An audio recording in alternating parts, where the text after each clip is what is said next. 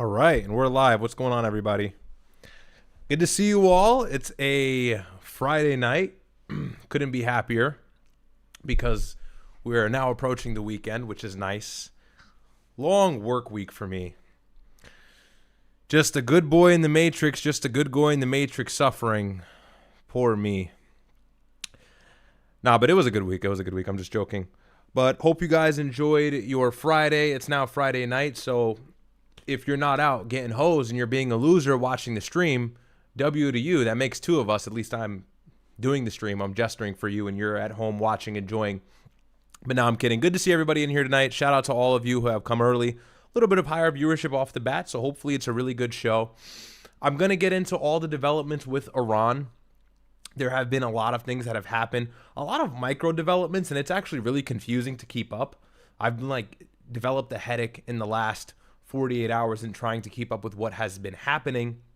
My last update was on Wednesday, and I didn't go live last night. I'm live now. Of course, it's Friday night, and the amount of things that have already shifted and changed is remarkable. The last thing we talked about was Iranian drones hitting the coastline of the UAE right outside of the Strait of Hormuz eastward, and the oil facility, the oil storage facility named Fujairah.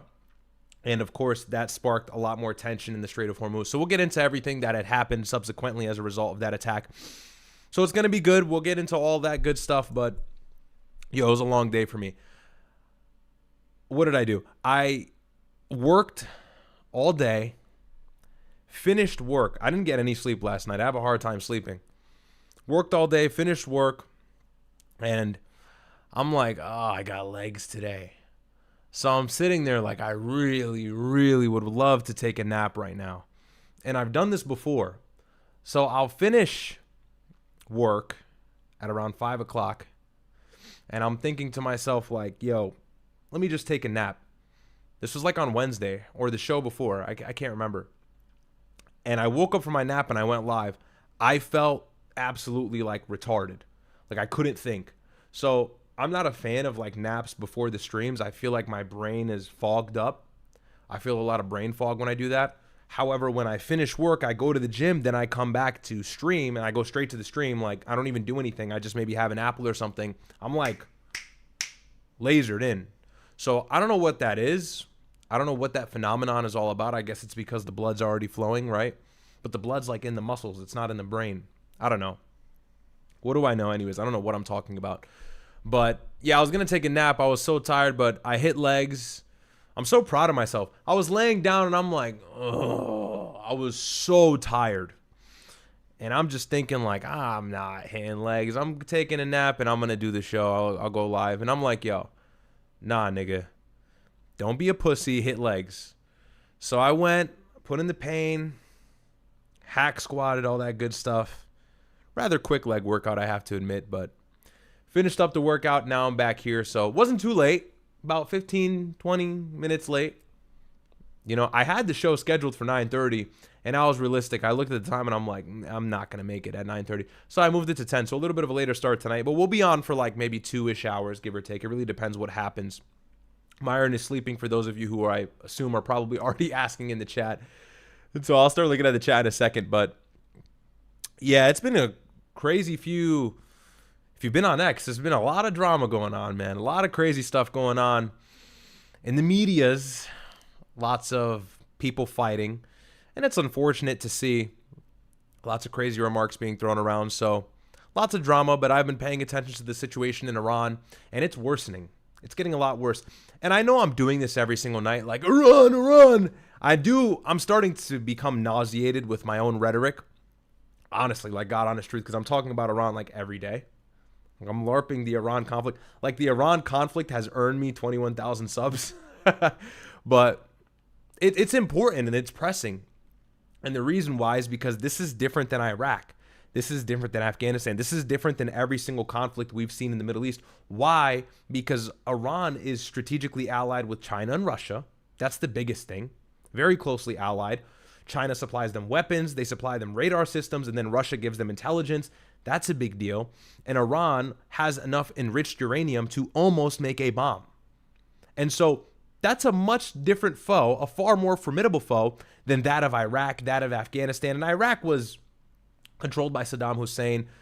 They earned themselves the watch or the radar of Israel. They were on Israel's radar. And so that's why we went to war in the Middle East for so many years with Operation Iraqi Freedom in 2003. That lasted decades and whatever. But this is different, you know? And the reason why this is different is because we are bolstering Iran every single time we engage with them. We are making them stronger. And I'll explain why. I'll get into all that nonsense. I don't want to do the whole thing right yet. I want to read a couple articles and then we'll get into my take on it and what I see changing. But for a broad stroke of everything, just to kind of paint the big picture before I get into all the nuanced details, all the micro developments, really the ceasefire is over. The war is effectively restarted. I mean, people are saying, oh, the war is going to restart. The war is going to restart. I mean, it's kind of restarted. The UAE was bombed this morning. Navy destroyers were bombed in the Strait, or they were threatened with missiles, so they left. In retaliation to that embarrassment, Donald Trump bragged on Truth Social that he hit them back. We hit their coastline in several cities within their coastline, Bandar Abbas, Keshem Island, and one other, Minab. So, I mean, we're back at war. We might as well hit Tehran at this point, right? So the war is kind of restarted effectively. It's been a lot more naval than anything. It has not really been inland as much as it was prior to the ceasefire on April 7th, but we're back at war. There's a bunch of things that have come about in regards to Saudi Arabia and Kuwait. As we saw, Saudi Arabia and Kuwait denied U.S. access to the bases that belong to the United States in their countries, as well as the airspace. And we were going to utilize that for Trump's glorious plan of Operation Freedom, which was this pretty much like military campaign to escort oil vessels that were trapped in the Strait of Hormuz, about 1,500, out. And get these oil vessels out, get them to export the oil as to where they were going, maybe Asia, Europe. That wouldn't have really helped in the long term, because how are they going to get back in, then get back out and continuously manage regular traffic in the Strait of Hormuz as it's been forever? That wasn't going to happen. But, you know, the Gulf nations are now growing tired of U.S. intervention. And of course they need us. I'm not saying they don't need us, but increasingly we're shaving that gap. And we are making the reality a lot more feasible that one day these Gulf nations will be able to step away from us. And these are the first signs, you know, and you got to pay attention to this stuff if you really want to have a grasp as to what the world looks like in the next 5 years and what life looks like here for us at home as Americans. So I'll read this article and then we'll get into all the hoopla. We'll get into all the hoopla. Sneo, my nigga Sneo is back. W Sneo. I saw he was live tonight. Bro just went on a tour around the whole world. Sneo just toured Earth. Nah, he was in a bunch of Asian countries. Malaysia, Philippines. And then they banned him from Australia. Yo, Sneo is a banned ass nigga, bro. Bro, we got to give Sneo a break. Yo, God forbid a nigga wants to go to Australia. What's in Australia? Fuck Australia. Really? What the hell would they ban Sneo for? There were some lies surfacing, and I didn't really get the full story, but it seemed like they, I guess, weren't allowing him into the country. People were lying about that, but he was allowed. But then when he left, they were like, hey, nigga, you can't come back. That's fucked up. But it's okay. I mean, imagine getting banned from Australia. I don't think you would lose a moment of sleep. And I apologize to our Australians in the chat, but like, really? Like, who wants to go to Australia? You know, so whatever. I probably can never go to the UAE because I've been shitting on them. And I don't want to go there and like them turn me back, or better yet, just arrest me. You know, because I condemn the UAE for their attack on Sudan. The evidence is abundantly clear that they're involved. They fund the IRS. The IRS is an enemy as well. That's a joke.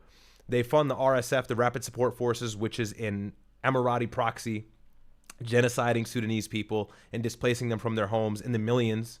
This conflict has now reached 3 years. So, you know, I've been very critical of the UAE, but that kind of concerns me. Like, damn, I better be careful if I ever try and fly over there. You never know. You never know what happens in the future. But, I mean, I'm not really banned, right? But, you know, I'm sure they do some sort of security check. You know, these Arab countries don't play. They're monarchies, you know? You roll into the airport, they check your background, they run my name on YouTube, they run my name on Google. God forbid they put Riyadh on Google. Riyadh happens to be a really unique name. My YouTube channel will probably be one of the first results. And the top video, the headlining video, the most popular one on my channel is why the UAE is this, UAE that, fuck the UAE. And it's like, yeah, maybe I won't ever go there. Don't want to risk that. I don't care, okay? My only interest is going to really Saudi Arabia for the holy sites. Other than that, I don't care. And plus, Qatar Mogs. So I don't give a fuck. Qatar Mogs the UAE. Way better. Everybody knows that in the Gulf. So it is what it is.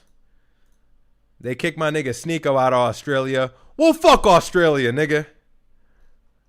We don't like Australia. Didn't they do something with Candace too? I don't remember. But yeah, we don't like Australia. I love Australians, but the government is super cucked. Super cucked. So it is what it is. Michaka, thank you for the 5. Appreciate that. Oh, you guys can't hear that. Michaka, thank you for the 5, my friend. Is that coming through? My soundboard broken? I'm trying to hit the ding. 1 second. Technical difficulties early on, bro. I need a tech guy. I need a tech team. Grow up. Don't say the joke. Hang on. 1 second, guys, while I figure this out. One-man army over here. Okay. Soundboard. Where's my soundboard? Yo, Elgato might be L, bro. This soundboard has broken on me like 106 million times. Where's my soundboard? 1 second, guys. Sigh. Do we have no soundboard tonight? Come on, man. That's fun gesture. Jester. All right, whatever.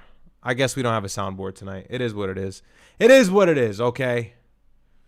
But ding sound for you, Michaka. Thank you so much. He says 07. 07 to you, bro. Appreciate the ongoing support. But nigga said Australia banned your sounds. Maybe. Yeah. But you really do got to be careful talking about countries, you know. You do. Like, we do have the luxury of free speech, and I know it's arbitrary because it really depends on what you say. We don't actually have, like, we don't have full-blown free speech in the United States. Like, and, like, be my guest, test that theory. You say the wrong things, you're cooked. Okay, hold on. There we go. Michaka, that's for you, bro. Anyways. Someone said, Riyadh, can we see your FBI badge? All right, nigga. Very funny. Not a Fed, okay? I know the Fed accusations are flying everywhere. You know, not me, okay? It's been crazy. It's been crazy on X, man. X has been a hot zone. And they're still tweeting at each other. So, but anyways, all right. So let me get into this article here. And there's a couple clips from Trump talking about Project Freedom. We'll debunk all that. We'll have fun. It's going to be a fun stream. I'm in a goofy mood tonight. Let's see. What, somebody asking me to debate? Somebody says I'm afraid of debating? Debate who? I'm looking at the chat a little bit. I'm really disengaged from the chat, and I apologize for that. And I just want to make this a statement before I get into the news. I'm really dragging it. I'm dragging it. You know, when I'm talking to you guys, I can see the chat right there. But when I look at it, it derails from, like, my thoughts. And then I can't actually give, like, a coherent monologue or, like, give you guys my actual opinion as to what's going on. Because, like, I look at the chat, somebody says some dumb shit, then I'm thrown off. So, like, I disengage from the chat when I'm trying to give you guys, like, the news, in my opinion, political analysis, whatever you want to call it.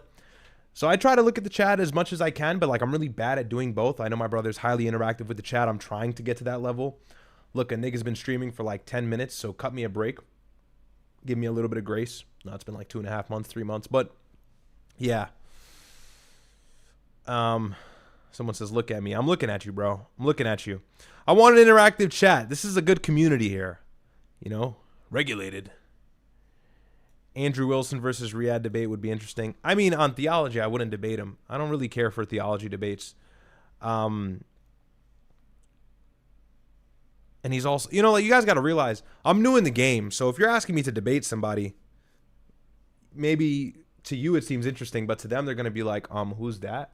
They're going to be like, oh, it's Myron's brother. And they're going to be like, I'm not debating that Nepo baby. So let me kind of earn my stripes a little bit, all right? Let me let me sink my teeth into the community. Let me sink my teeth into this corner of the internet.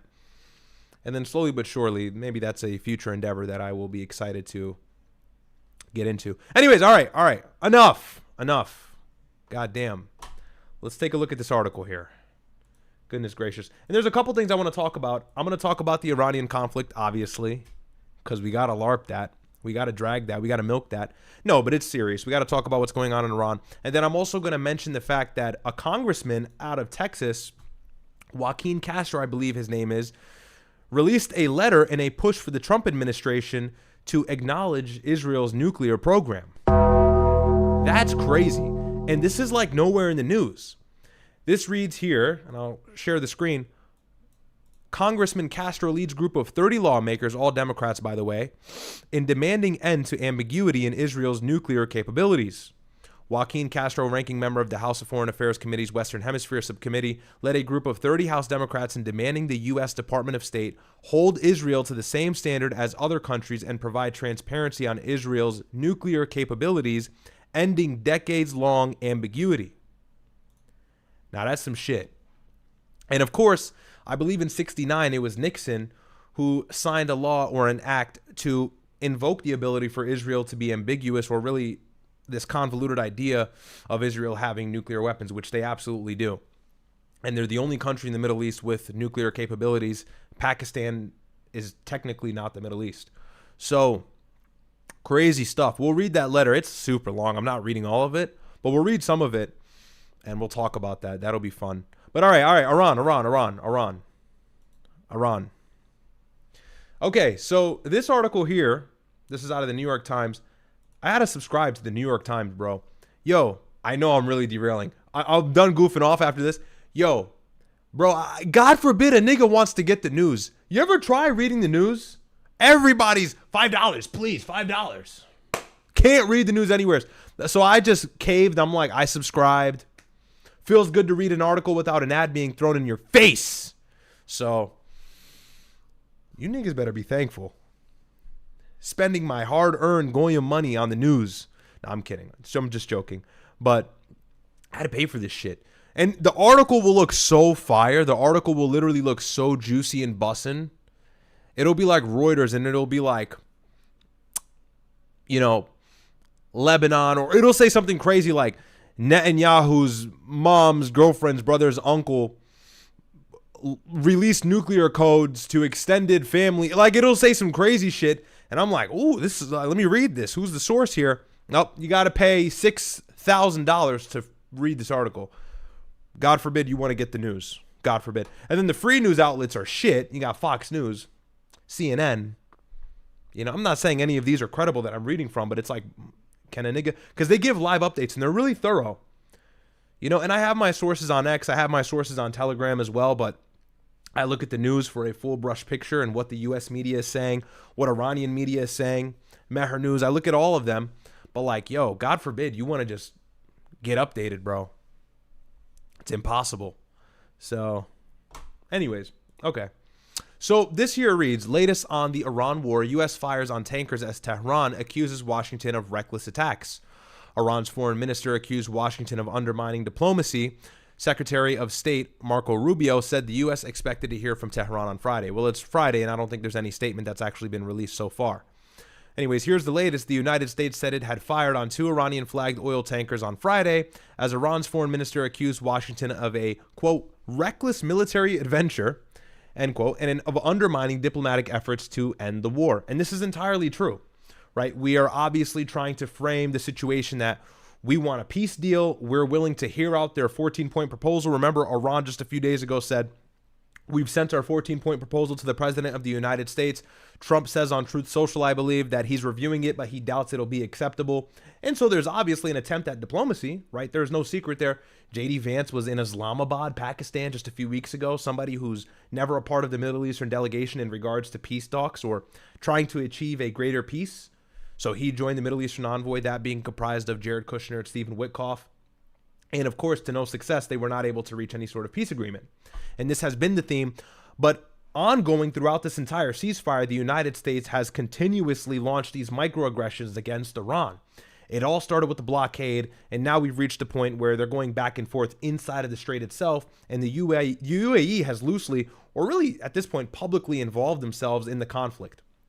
And this ties into another point that I'm going to make at the end of this article, really. But I'll read the latest update, and then I'll give you guys what's happened since the last time I was live. So let's keep going here. And Thoughtic, thank you so much for the 20. W's in the chat for Thoughtic. Always showing love. God bless, bro. I really appreciate it. We love Thoughtic. Thank you, bro. Appreciate it. Anyway, so this reads, I'll continue to read, sorry. U.S. Central Command said it had disabled the 2 tankers as they tried to reach an Iranian port. The latest strikes came a day after the U.S. military and Iran exchanged fire in the Strait of Hormuz. Fighting that the Iranian military said was triggered by an earlier U.S. attack on another Iranian tanker. They also came as Iranian officials have said Washington and Tehran are debating a one-page U.S. proposal for the sides to reopen the strait and cease hostilities for 30 days as they negotiate a comprehensive deal to end the war. So, in the middle of a ceasefire, we're trying to extend another ceasefire for a peace deal. I mean, this is just laughable. Anyways, Secretary of State Marco Rubio, and let me go ahead and move myself a little bit out of the way so you guys can read alongside with me if you decide to. Secretary of State Marco Rubio asked about the state of negotiations, said that the United States expected a response from Iran on Friday, that is today. And despite the exchanges of fire in recent days, both President Trump and Iran's foreign ministry have insisted that their month-long ceasefire was holding. Now, keep in mind here, and the article seems to be omitting this, intentionally or unintentionally, I don't know, and I don't care.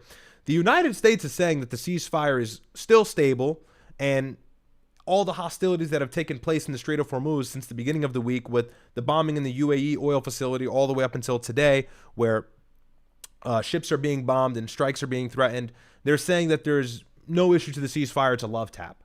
And Iran, Abbas Araghchi, and all the officials who have been speaking for Iran since the war started in these 70 days now, have said that these hostilities have completely broken and shattered the ceasefire. Which, like, you know, not to glaze Iran, I know people think I'm doing that. The ceasefire is done. There's no ceasefire. We're fighting. Just because it's in the water doesn't mean that it's not war, right? So the United States is trying to keep up this image of a ceasefire. Why is that? It's to stabilize the global oil economy, and it's to stabilize the stock market here at home in the United States.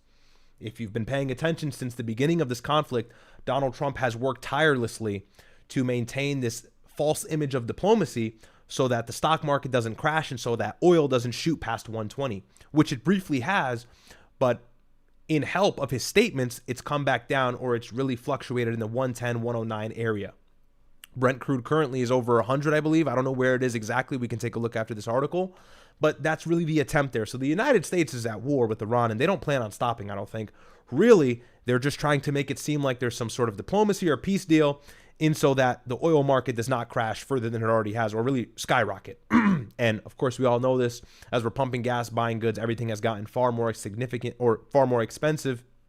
And it's just going to continue to get worse as this drags on. And so Donald Trump is trying to aid or remedy the matter by making it seem like peace is right around the corner. He's been doing this since literally April, right? Since the beginning of the conflict, Donald Trump has been saying, don't worry, 1 more week, 2 more weeks, 1 more week. Pete Hegseth saying the same thing. A majority of their missile launchers are destroyed, which, by the way, the foreign minister debunked today, and the CIA actually debunked him himself. So intelligence is going against the administration, which has been the theme as well, interestingly enough. That's how you know they're all liars. But the idea is to really ease the American people back at home and make it seem like this is short-lived. This is not short-lived. Even if it ends right now as I'm speaking to you, that was 70 days. In the beginning, it was supposed to be a few days, 4 or 5 days. And that all comes from Benjamin Netanyahu selling the false idea that this would be easy, and the United States has more than enough of a capability to defuse Iran and change the regime within a matter of days. And military strikes, no boots on ground involved. It would be a non-invasive, very easy situation similar to that of Venezuela. And of course, we were misled badly. At least Donald Trump was. So let's keep going here. Mr. Trump, speaking to reporters in Washington on Thursday evening, dismissed the day's exchange of attacks as a trifle and again warned that Iran better sign their agreement fast, an apparent reference to the one-page U.S. proposal. On Friday, the Iranian Foreign Minister Abbas Araghchi questioned in a social media post whether the United States strikes were a crude pressure tactic. He added, every time a diplomatic solution is on the table, the U.S. opts for a reckless military adventure. And I think I have that here. So this is his tweet. He says, every time I'm repeating myself, but whatever the cause is, the outcome is the same. Iranians never bow to pressure. And this is his whole thing. We'll read it in a second, but let's finish this article. So a key hurdle to any agreement was the U.S. demand for advanced commitments on the fate of Iran's nuclear program and its stockpile of highly enriched uranium. 3 senior Iranian officials said they spoke on the condition of anonymity to discuss the sensitive diplomacy. So, I mean, this is what's been happening ever since the last time I went live. So the last time I went live, I reported on the fact that the United States has launched Operation Freedom and then it failed. And the reason why it failed, or the reason why Donald Trump made it seem like he just paused it instead of admitting to the fact that it's not going to work, is because we, of course, asked Saudi Arabia and Kuwait for a little bit of homekeeping. Obviously, we have U.S. military assets there. Much of it's destroyed, but some of it is still existent. And so we attempted to utilize their airspace as well as their bases in kind of home stationing our troops and home stationing our assets for Operation Freedom to work and flow smoothly. They said no. And so that's huge because that's something that would historically never really happen. And to me, that's a development. That's a sign of, I guess one could say, growth from the Gulf nations, that there is some independent autonomy on their end. They don't always need us to be involved, especially when it means it's going to warrant a strike back on their soil. Think about it. Every single time the United States strikes Iran in any capacity, the Gulf suffers as a result and they pay for it. And whoever was supporting the United States in whatever endeavor they were entailing in at that moment in time, or that point in time, it is always the subsequent event or the subsequent disaster that Iran strikes the neighboring nation that was aiding the U.S. back. And it's usually within the hour or usually just within the day. And Saudi Arabia and Kuwait knew that. So they didn't want to give the United States any single leg of support in Trump's endeavor of Operation Freedom or Project Freedom, whatever you want to call it, because they knew they would be struck as a result or as a consequence of that. And this is the problem. Iran is able to have a leg up on us and make this so much of a war of attrition and so asymmetric that we cannot even utilize our Gulf allies because they're fearful that they'll be struck in retaliation for supporting us. That should never be the case. And that's the reason that we have presence in that region. You know, the United States did this in World War II with Europe, and the United States is doing this now in this conflict. We utilize these countries that are neighboring the country that we're actually at war with as a ground for stationing, as a ground for buffering. And we just pull what we can from that country to make things easier for us, which is why we have so much hegemony and power over any other nation in the world. That is being diminished real time. You know, we had an operation to free up the Strait of Hormuz. We have the most powerful navy in the world. But we couldn't bring that plan to fruition because our quote-unquote allies denied us in the moment where we needed them most. And a lot of people are going to say, oh, well, yeah, just a few hours later or a few days later, the development changed and Saudi Arabia and Kuwait had opened their airspace and bases to the United States for future attacks and whatever. You're not understanding the point. When the United States needed to use those bases, needed to utilize it to effectuate their goals, the Gulf countries, Saudi Arabia and Kuwait specifically said, no, thank you. And so that's huge. And could that happen again? Absolutely. You know, and for them, they're not looking at it as a situation where the United States has everything they need to destroy Iran. They just need to utilize the bases that they have here, and so we'll allow them to do it. They're looking at it like the United States has not been successful in 40 days. They haven't gotten any of their goals. A fighter jet was shot down. 2 pilots were rescued as a result. A lot of people have speculated that that was a failed operation to seize uranium because of ID cards that were recovered on site and all the other details that my brother goes into in his really informational video on the matter about 2 weeks ago. And so you look at all these details and the fact that the U.S. casualty number is probably higher than they're saying, and the fact that Iran is charged up and they're more powerful than they ever have been because they're tolling these ships. Excuse me. They're tolling these ships in the Strait of Hormuz, the 21-mile passageway. And they're designating shipping lanes so that these ships can't go through any other portion of the strait except where Iran commands them to go. And as a result, they're going to charge them. And so this has economically stabilized Iran in response to the U.S. naval blockade. And this goes into what I was going to mention earlier when I was telling you guys I'll get into all the good stuff. Keep in mind and pay attention, consider this fact. The United States blocked the blockade. Okay, fine, whatever. As a result, no exporting oil. Iran suffers economically. Maybe that's a good move, I suppose, but most experts say it's really negligible because Iran has always suffered from sanctions, so on and so forth. But that then closed the Strait of Hormuz back down. And this is what's causing the ongoing issue. It started as a nuclear war. It started as a war where we had to seize their nukes and take their nuclear enrichment and take their centrifuges and make them agree to a plan that completely derailed their power. And now we're fighting over the passageway that they never imposed themselves upon. So again, we created this issue out of thin air by invading them in the first place. And now we're having to fight a multi-front war because we have several things we're worried about. And we also have to defend several neighboring Gulf nations that have been struck as a result from our actions, as well as Israeli intervened actions, U.S. joint strikes, U.S.-Israeli joint strikes in the beginning of the war. The first one, or the first one of many, actually killing their supreme leader. And so Iran is saying, now we're not letting go of this maritime trade route. Now we're not letting go of the Strait of Hormuz because you attacked us, and we are going to completely control it. And just a week ago, they met with Omani officials, which if you didn't know, Oman is on the opposing side of the waterway, and they're probably coagulating or figuring out a plan to have joint ownership in the strait that satisfies both parties because those waters border both of their coasts. And so you look at the situation now, it's so much more difficult for the United States to step in to a region that's nowhere close to home and secure it and reopen it and then guarantee insurance for the vessels to pass through than it is for Iran to just disrupt it with speedboats and missiles and drones. That's their coastline. And they have a huge stockpile of missiles. They have a huge stockpile of drones. They're not running thin despite what intelligence. They're not running thin despite what the MAGA administration is telling you. And so you've got to think about this from a grand picture. The United States has no chance of opening the Strait of Hormuz. And if we try and do it, it's going to be a multi-year issue. It's not going to be overnight. There's going to have to be some capitulation. Now, Iran has obviously proposed their 14-point plan to the United States. Donald Trump said he doubts he'll accept it. In that 14-point plan, the Strait of Hormuz was mentioned, but they still pretty much said we're going to control the strait. We'll open it, but we're going to control it, and we're going to continue to economically thrive off of it.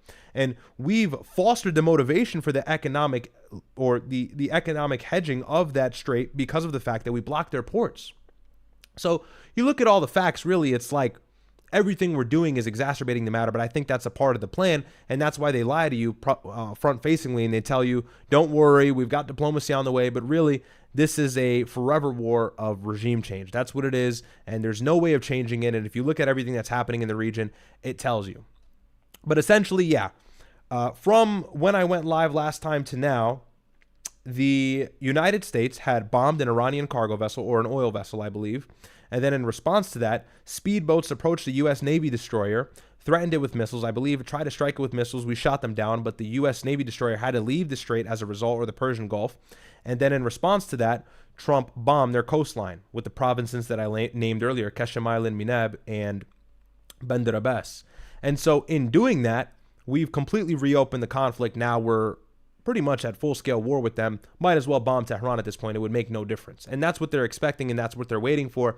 That's what all of their spokespeople are saying. We are now ready to resume this war because it doesn't seem like diplomacy is anywhere near true. Whilst the United States and intelligence is saying, don't worry, it was just a love tap. And so it's very obvious what's going on here. And the other thing that I was going to mention as well is the Gulf countries in the midst of all this play a vital role because where they stand matters greatly. The UAE really has joined the United States in their endeavors. The UAE and Israel are this close, right? They work in tandem. They have a security axis. There's no secret there. They're completely cucked out. They're a part of the Abraham Accords. Nothing really crazy or groundbreaking there. And so, of course, one would expect, as a result, they've been helping the United States. And that's why they've been subject to the most they've been subject to the most Iranian aggression since the outset of this war. Whereas Saudi Arabia and Kuwait seem to be kind of straddling the line. They don't really want to get involved too much because they understand there's a military consequence for it if they do, as well as the fact that they just want diplomacy. And that's what every country in the region really wants except for Israel and the UAE. Every country wants diplomacy. Pakistan is desperately trying to broker peace. China as well. Russia's voiced condemnation. Germany, NATO, the EU, every other Arab nation has said this must stop immediately. We must halt this war. And so Donald Trump is juggling like a million things. You got to think about it. He's trying to juggle the fact that MBS, the Crown Prince of Saudi Arabia, is probably not happy about the increased aggression, despite the fact that Trump is saying there's going to be an end to the war. And then he's also juggling the oil prices skyrocketing. And at the same time, he's also juggling Israeli commands, which is his true controller, Benjamin Netanyahu, probably begging him to increase his aggression on Iran and finish what he has started. Okay, at the same time, Donald Trump is also juggling diplomacy. He's trying to exercise diplomacy, heavy quotations there, with Iran and say that we want a deal. They just got to capitulate to the right things, and we're making maximalist demands, but it is what it is. At the same time, Iran also has a nuclear program that has not really been hurt in this conflict. It was previously in the 12-day war with Operation Midnight Hammer, but we've done really nothing to stop it besides maybe increase rubble over the entry points for these sites, which they have been clearing in the ceasefire. And so Iran has been enriching uranium at 60% for a long time without a direct U.S. strike on their soil. At least if you exclude the 12-day war and all that nonsense, we've never really attacked them full scale like we have now. What does their enrichment look like after we just bombed the hell out of them for 40 days and then lied about diplomacy and continuously attempted to undermine them, the cherry on top being the fact that we killed a religious leader? What does their enrichment look like now? And why am I telling you this? Because this has completely cut off or eliminated potentiality of a political off-ramp for Donald Trump unless he heavily capitulates to Iran's asks for their demands. Their demands are comprised of many things that Israel would not be happy about. Release of sanctions and reparations means they bolster their economy, and with all that money, they're going to fund their proxy network in southern Lebanon, in the Gaza Strip even, and the Houthis in Yemen, and then the Iraqis as well. And so you think about this, he's genuinely at a dead end. There's like no off-ramp. And so to me, that's why I've continuously said this war really can't end unless Donald Trump achieves his goals, because the off-ramp means Iran is stronger than they previously were. We've strengthened them significantly because we gave them complete control over the Strait of Hormuz. They've made it lucrative for themselves. They've probably developed a closer strategic alliance to China and Russia that was already helping them before this war and is probably helping them during this war. Okay. Globally, you just got to think about this from an optics perspective. I mean, they look like heroes. They've deterred the United States for 70 days, an our war of aggression that we started for no reason except for Israel and their preemptive attack that Marco Rubio admitted to in the second week of this conflict. Okay. And then also the fact that our presence in the Gulf has been significantly nerfed or hurt. U.S. presence in the Gulf will never have the same effect that it once did because we can't guarantee security. And so our military bases have just become magnets for aggression if we start a war again. And that's not why they exist. They exist for the sole purpose of protecting these nations. And now Gulf countries are cutting us off from operating out of their countries in an operation to relieve the global oil market. Do you see how this is a disaster? And this is why every single day I'm talking about this, things get worse. And I wish I can talk about it and say things are getting better. And when you listen to Donald Trump, you feel like things are getting better. But when you look at what's happening and you look at the Iranian spokespeople, it seems like we're nowhere near a deal. But the longer they can sell the lie to you and the longer they can sell the picture to you, the longer Trump can last into midterms without politically unaliving himself. Now, bear in mind at this point, it's pretty much over. The Democrats are likely going to lose the Republicans are likely going to lose many seats in the House. And so it's going to be a lot harder for the MAGA regime to effectuate their legislation or really get their laws passed. And this is a part of the plan from the Democrats, which is why they're doing this whole thing with the Israeli nuclear acknowledgement, as well as their condemnation for this war. I think Gavin Newsom said something early on about this war being stupid, and they're weaponizing it for good faith or bad faith. They're going to win running with the fact that MAGA is cucked out for Israel. And then the Epstein files, and then the ICE controversy. I mean, this administration is cooked.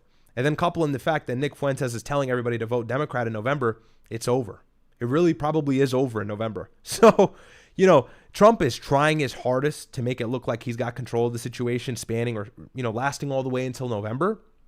But realistically, it's all futile. And at this point, even if he pulled out of the war now and he created some peace deal or whatever it is, it's not going to work because of the fact that he's already really destroyed his public image. And the Epstein files is a testament to that. And if this war ends, That likely is going to be the next topic of conversation. And you see they're trying to distract everybody by releasing these UFO files. Did you see that? Bro, no one cares about that. And that's likely fake. And I guarantee you in coming years, a next president or the president after the next one will probably say those were all fake. Those were fabricated by the MAGA administration. And that's something that this administration would do. You know, they're not exactly ethical. So that's kind of the situation in Iran. The United States and Iran are going back and forth in the Strait of Hormuz. The UAE is loosely involved, but at this point, they're all in. They've dug their feet in the ground. I think a UAE political analyst, an Emirati political analyst, actually tweeted the coordinates of the Iranian sites that were going to be bombed about 2 hours before they were actually bombed. And so this is the same guy. I forget his name. Ahmed Taha, Amjad Taha, whatever his name is. He's some Zio cuck. And that's what the UAE is comprised of. All of the Emirati leadership is Zionist cucks. And that's why I can't stand it.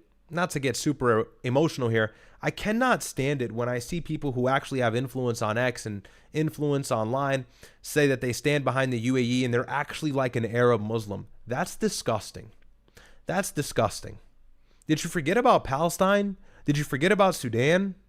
Did you forget about all the nations that have been subject to UAE aggression? The UAE is trying to become the world superpower in the Middle East. They want to work closely with Israel to be the strongest country in the Middle East. They want to control everything in the region. That's why they haven't been aligned with Saudi Arabia. They fractured off because of the conflict with the Yemeni Houthis. That was, I believe, in 2018. And the UAE backstabbed them and started supporting other factions that opposed the Houthis, that were lined up with the Houthis.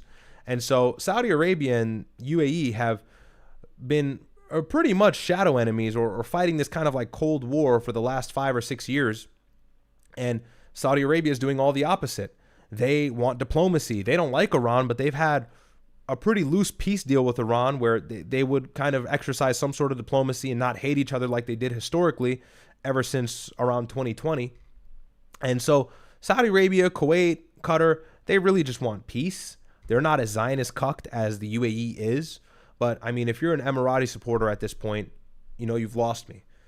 Being a supporter of the UAE is the identical to being a supporter of Israel. They both support each other. They work closely with one another. And it is what it is. You know, I'm really sick and tired of that. And then people are going to say, oh, it's because he's Sudanese and his people are being displaced. And yeah, obviously that's part of the reason, right? I can't completely take my bias out of that. But look at everything else they're doing. You know, so it is what it is. But we don't do that shit over here. We keep it real. Sorry, I have some chats. Okay. Tariq again, thank you for the 20. Jose Montelongo says, Assalamu alaikum. Hope everything going good for you, bro. Leaving this godforsaken state called Connecticut, bro. Going back to OKC. Nigga, did you just say that OKC is better than Connecticut? Is that what you're saying? Did I read that correctly? Hang on. Leaving this godforsaken state called Connecticut, bro. Going back to OKC. Have fun, nigga. I think the godforsaken state is actually OKC. OKC sucks. Or Oklahoma sucks. What the hell? Bro, Connecticut, yo, I'm tired of the, yo, enough. I will not accept Connecticut slander anymore. Connecticut is a good state. Don't be mad we're one of the richest states in the country, niggas. All right? CT is like that. We're right next to New York. If you're in southern CT, you really know where the motion's at. All the motion is here in Fairfield County. I be meeting millionaires every day when I'm going to get my acai bowls and shit. I be picking their brains. You know? I put on my Vineyard Vines shirt. I put on my, what would you even call it? My plaid button down with a North Face vest with white chinos and white on clouds. And I go in Fairfield and I say, yeah, it's just crazy. You know, Donald Trump, you know, he's one of our greatest leaders. And I'm getting numbers and I'm moving motion. What are you doing in OKC, nigga? What are you doing in Oklahoma? What are you doing in Oklahoma? What the fuck is in Oklahoma, huh? Digging up oil out the ground and shit. Fuck Oklahoma. That rogue ass state. Can we wipe it off the map? I'm just joking with you, man. Thank you for the super chat. But Connecticut's dead. Yo, like genuinely though, like getting serious for a second. Connecticut's a good state. And I will never not. It's my home state, bro. I grew up here. I'm a Connecticut baby. I'm not no fucking New York baby. I'm a Connecticut baby. You got Greenwich. You got Stamford. You got New Canaan, Darien. If you're from the area, you know. If you're from the tri-state area, if you're from New England, you know what it is, nigga. Okay? New Jersey's ass. Pollution through the roof. No one likes New Jersey. Okay? Massachusetts is all right. I'll give Massachusetts their flowers. Vermont, New Hampshire, obviously are valid. Maine is valid. Rhode Island is valid. But CT is where it's at, bro. CT is where it's at. It's a balanced state. It's a very balanced state. By the way, it's mixed. It's mixed. Couple niggas there. Couple Hispanics there. I was just about to utter a slur. Couple niggas there. Couple Hispanics there. A bunch of whites. Connecticut's calm, bro. It's a good state. A good state. Good school districts. I'll admit it's expensive, but you're getting what you pay for. You are getting what you pay for. Roads are decently paved. Okay? Taxes kind of going in the right direction. Police are chill. My car is super illegal. Police don't bother me because they're actually getting paid. You know, a cop is sitting in his cruiser eating whatever he is eating on his lunch break, sees me fly by like 50 over the speed limit, backfire out of my car, flames shooting 9 feet out of the exhaust, done bad an eye because he's getting paid. So like Connecticut's not bad, bro. People don't think about those. People don't think about those things. Okay? People don't think about that shit. Anyways, D's Easy One says you and your brother should cover the 2002 war game Millennium Challenge 2002 that literally outlined how Iran would win a war against the United States, doing exactly what they're doing now. Dom DeMarco. Appreciate you, bro. Yeah, maybe we can do that. A lot of people predicted this. You know, all the political analysts, all the war experts, all the former military guys who are not cucked out, at least, who are not paid by MAGA or Israel, they've all expressed the fact that a war in Iran would be detrimental. Charlie Kirk, did you know? Charlie Kirk says, as much as I'm for Trump, I would be vehemently against a war in Iran because it would turn into a regional mess. Those are the words of Charlie Kirk verbatim. You know, and he's the biggest Christian Zio shill in the last like 10 years that had influence on the youth. Even he said a war in Iran is a horrible idea. It'd be a catastrophe. He was right. So it wasn't really hard. If you had half a brain, you would know that a war in Iran was a terrible idea. But the thing is, we always sense the war in Iran because all of these think tanks that we know belongs to who, got to be kind of vague here on YouTube, but all of these think tanks, all of these mainstream media news outlets always ran with these headlines and narratives that Iran is very close to a nuclear weapon. Iran has weapons of mass destruction. Stephen Witkoff, Mark Levin, all echoing the same rhetoric, saying that Iran has chemical weapons. They've even said that at some points. I'm not even kidding. You can fact check that.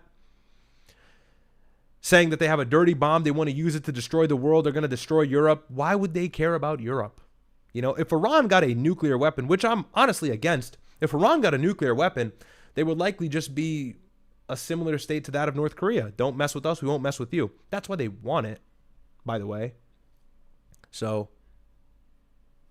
anyways, thanks for that super chat. IMZ says, put on my crop top.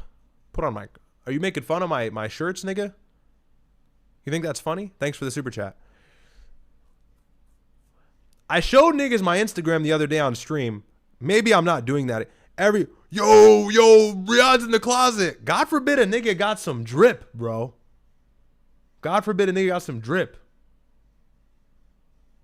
Anyways, all right. IDF kills children. Good name. New York is not bad. They just need to ban. Okay, bro. We're on YouTube. Thanks for the super chat. We're on YouTube. I know exactly what that is that you're referring to.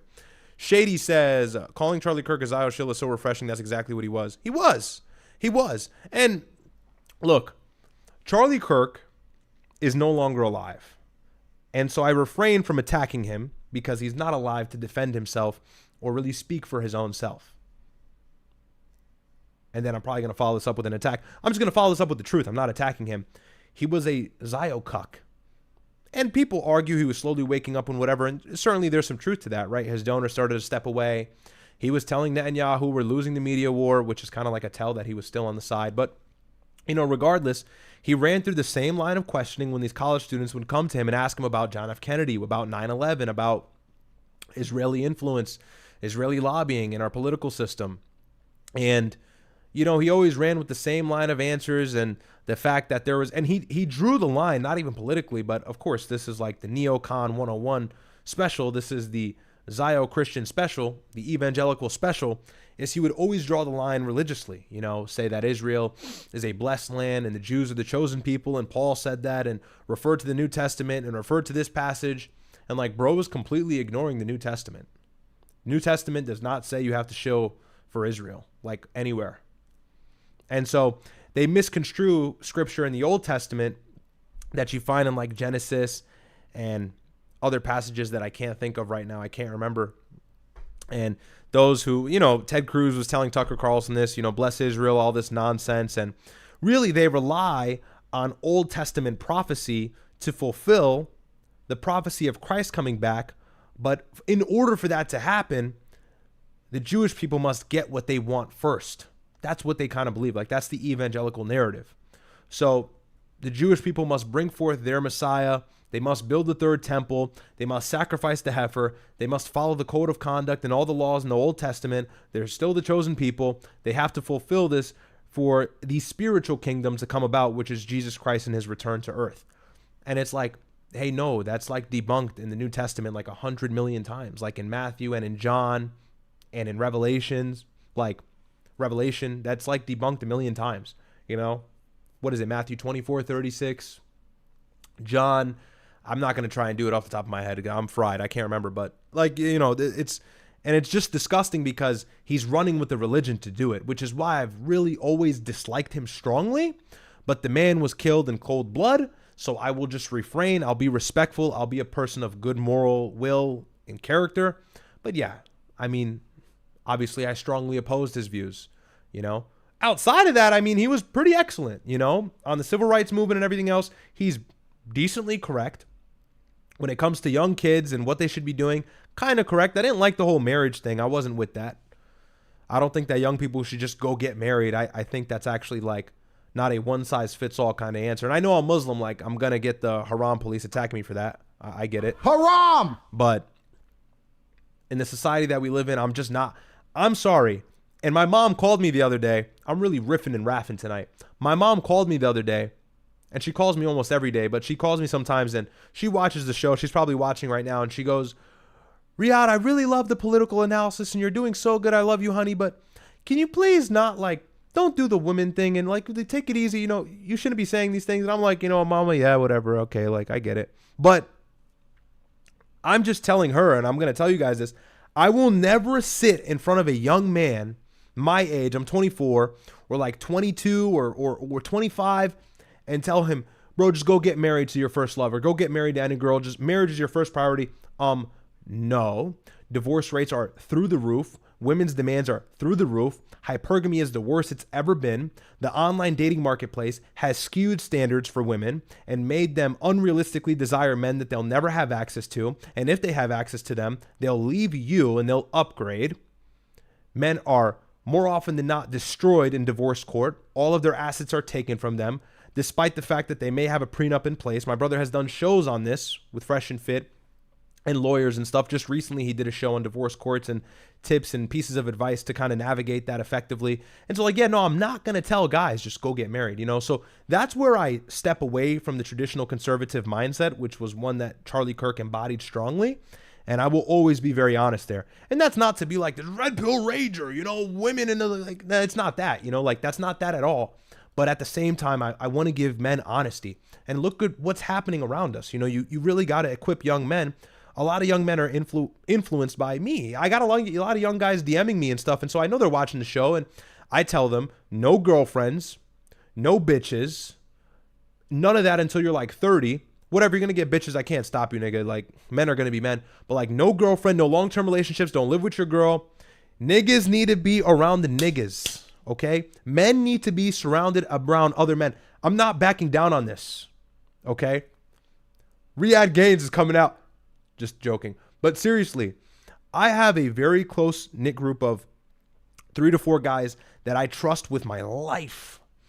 And I could never imagine replacing them with a woman, because look, as a man, it is essential that you have female companionship. You'll lose your mind if you don't.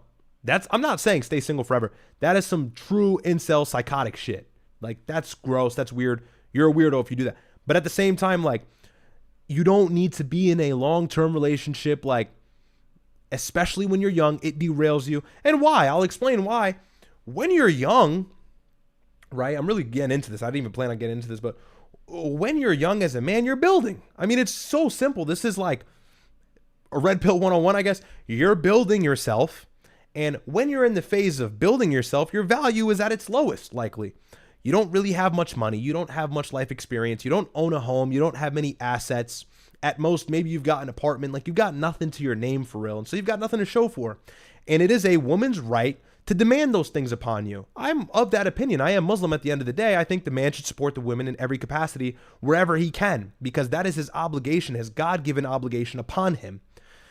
That is immediately considered of him. So for me, like, no problem there. But at the same time, when a woman is the same age as you and you're in that building phase that I just described, she's like peak. She's gorgeous. She's young. She's desirable. All this good stuff. And so for her to sit duck with you while you're building is like one that's going to derail from your mission, because she's going to ask for attention. She's going to want you to hang with her.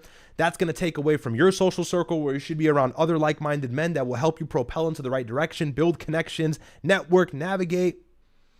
And ultimately, she's going to see you as valueless because you have not shown for what you can be. And it takes a really good woman to be able to sit through that grueling process and watch you blossom into the man she desired for you to be in the first place. And there are some girls that'll do that. I'll admit, I'm not being a liar or anything, but it's rare. It's far and few between. We live in the United States. Girls don't do that. Okay. I think anybody in the chat can attest for that. Even girls themselves. A lot of girls are not going to do that. You're 18, 19, 20, especially if you're an attractive girl, you have access to very powerful, very rich. I'm not saying famous like Andrew Tate's, but you have access to men that are far above what you would deal with in your age range. And so you should wait until you're older as a man. Maybe you're in your late 20s, your 30s. Everybody grows at a different rate. And you could start considering a long-term partner and marriage, and because you've got all your boxes checked off, nigga. So if she derails and takes your attention away from things that you should be focused on, at least you figured that shit out in your 20s. And you have tons of life experience. So this was about Charlie Kirk. How did I get here? I guess I'll bring it back. Charlie Kirk pushed like the traditional get married, have kids, and like that is destructive advice for young men these days. That could be the case in certain situations. There's nuance there. You know, you got to understand nuance to have half a brain. However, in today's marketplace, things are getting far worse. So for a man, just keep your meat in your pants, nigga. Seriously, no girlfriends, especially if you're like under 25. What are you doing? What are you doing? Unless you're like rich and you're like some drop shipping e-commerce baller that sells courses and you got like a Lambo, then I guess you can have a girlfriend. But like, if that's not you, nigga, no girlfriend. Okay. Plus haram. Okay. Haram. Haram. Yo, we were talking about war, weren't we? My bad. Nick the trucking guy. Hey, question, Riyadh. Do you think if Charlie Kirk was alive, Trump would attack Iran? Yeah, I don't think he'd give a fuck. Thanks for the super chat. Described Voices says, I talked to some experts that are afraid that Trump is trying to sacrifice enough American lives to precipitate his own rally around the flag. Potentiality to that theory. It's just, I mean, look, yeah, maybe he is trying to do that. That's scary. But at the same time, like I mentioned earlier, he has no off-ramp. There's no way out of this war. Iran is going to be far more powerful than they ever were if we exit now. We've got to continue to destabilize and weaken them if it means there's some sort of vague win for the MAGA administration. I'm not, when I say we, I mean the United States. I'm not for this war, obviously, but that's really the plan. We've got to continue to weaken them before Trump could pull out and save face, because that's what he has to do. Midterms are around the corner. So he has to make this look like it's beneficial for the United States. And so far, economically, it's been disastrous. For our relationships in the Middle East, it's been disastrous. For the global economy, it's been disastrous. Europe, Asia, Indochina have not been getting oil. Energy crisis is imminent. That's disastrous. Trump is going to have to flip the switch and do something different if it means he walks out of this war with some sort of bragging rights. And right now, that's just not realistic. So, yeah, after this, Iran is going to become this global oil and nuclear hegemon if he pulls out right now. He can't. So maybe that's true, yeah. Desert Joe, W. Riyadh Gaines, appreciate you, man. Shout out to Desert Joe. Appreciate the support, my friend. Massad's honeypot operation says W Riyadh misogyny. I don't even. Okay, thanks for the super chat. But that's not even misogyny. Am I not being right? Misogyny. Like, I'm just, like, that's just my opinion, you know? I'm not even trying to, like, anyways, I don't know, whatever. Shady says, I don't condone violence against him at all. That's horrific, but I won't grieve for him either. He called our prophet, peace be upon him, Jeffrey Epstein, with a standing army and called the Holy Quran crap. Yeah, and then that's another reason why I hated him as well. I'm not going to lie. Look, I try to disinvolve my religious bias as much as I can and keep things purely political. But, and this is what I'm always talking about with Patrick Bet-David and others, you don't like Islam, whatever, bro. No one's asking you to be a Muslim. No one's asking you to be Tucker Carlson, for that matter. Or now Megyn Kelly. Did you see that? Megyn Kelly's like voicing sympathy for Muslims and stuff. It's crazy. We'll watch the clip later. At least that's what it seemed like from the caption of the clip. But, you know, I'm not asking people to be pro-Muslim or pro-Islam, but it's like if you're using Islam as a shield to deflect from the real issue that affects our government internally, like, you're kind of a piece of shit. You know what I mean? So I don't appreciate that. But yeah, you know, it's the TradCon talking points. It's the right-wing talking points. We ignore it. We stay focused. We stay vigilant. We talk about what matters. And we only talk about the truth in this corner of the internet. And that's what it is. So I appreciate all the support of you guys being here to mention. But yeah, I know he said very bad things. He had like anti-Islamic apologists on his panel before and stuff. I don't care, you know? So I won't say that didn't affect my bias or like my opinion. I won't say it didn't. I'll be honest there. But ultimately, he was a Zio shill, and that's the biggest issue. And the shield between Zionism and their control on American foreign policy and American domestic policy is Islam. If you unlift that layer, if you take Islam and move it out the way, your issue's right there. The problem's right there, which is their influence on the American lobby, or their lobby and its influence on Congress and our legislation. So yeah. Anyways, Rhino Fit, $50. Thank you so much for the big super chat, man. God bless, bro. The Men Focus monologue was 100% on point. I hope every young guy was listening carefully. You show a high level of awareness for 24 years old. Great stream, brother, and thank you for that. Hey, thank you so much, man. God bless. I appreciate that. Don DeMarco for you, actually. Shout out to you, Rhino. And the older guys, you really want to know if I'm telling the truth to all you young niggas? All the old niggas. Sorry, Rhino, I'm not calling.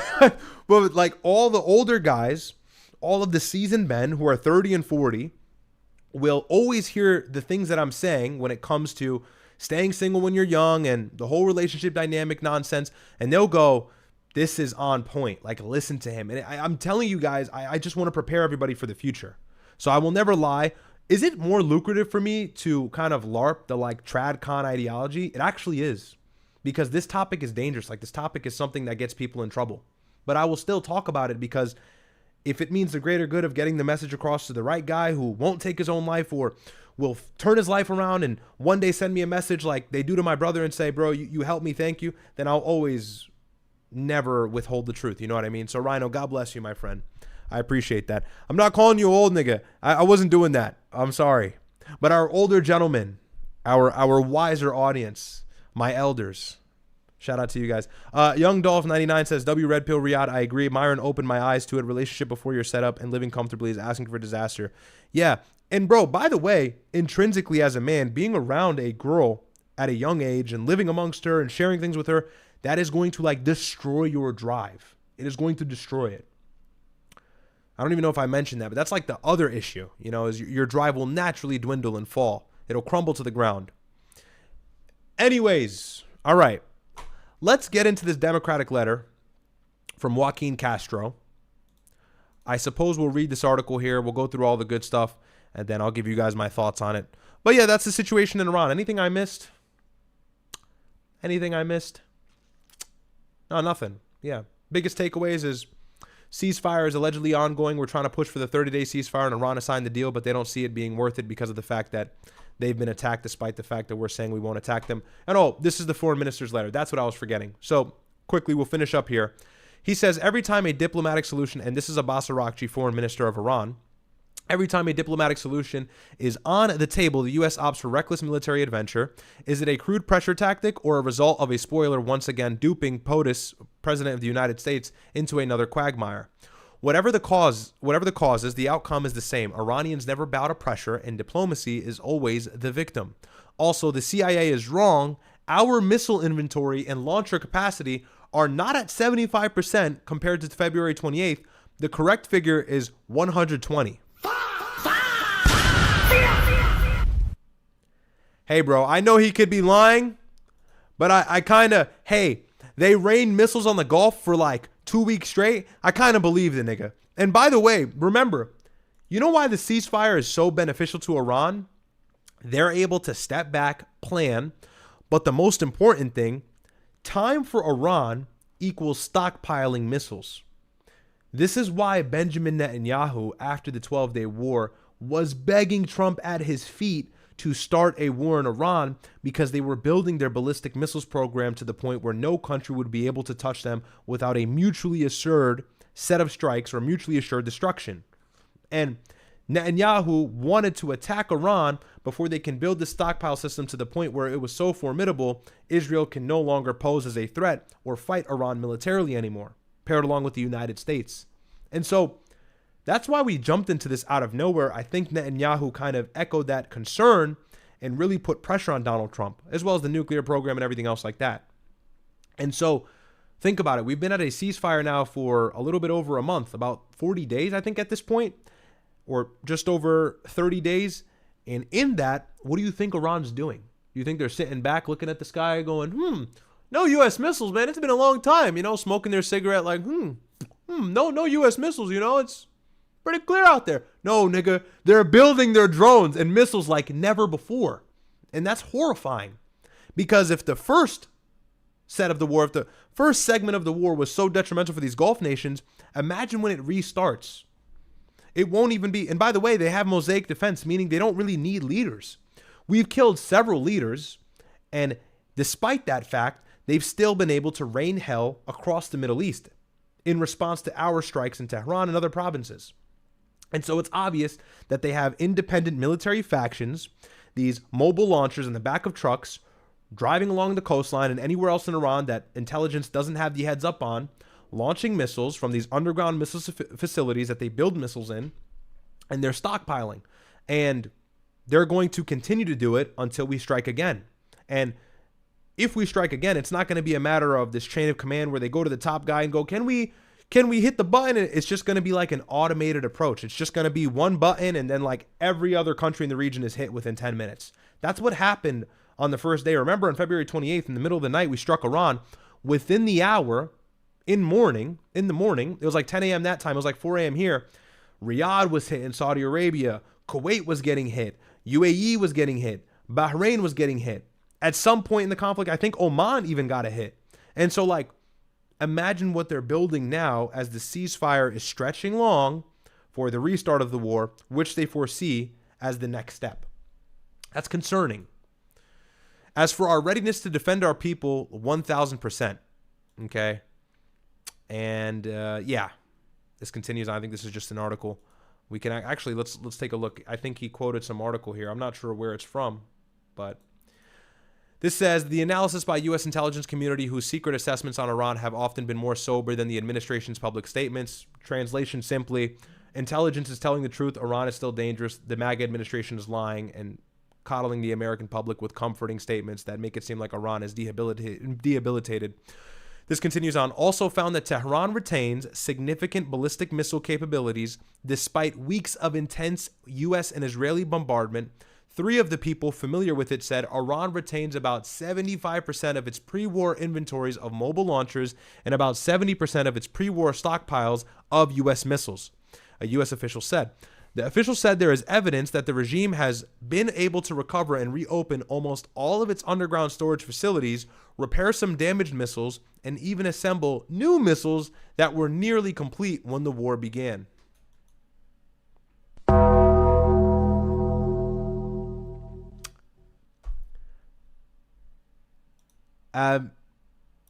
Kind of vindicated, okay? I'm sorry. I know I've been doing this, but yo, it feels good to say shit and then it actually comes true. Okay, it's a good feeling. I got to be a little cocky there.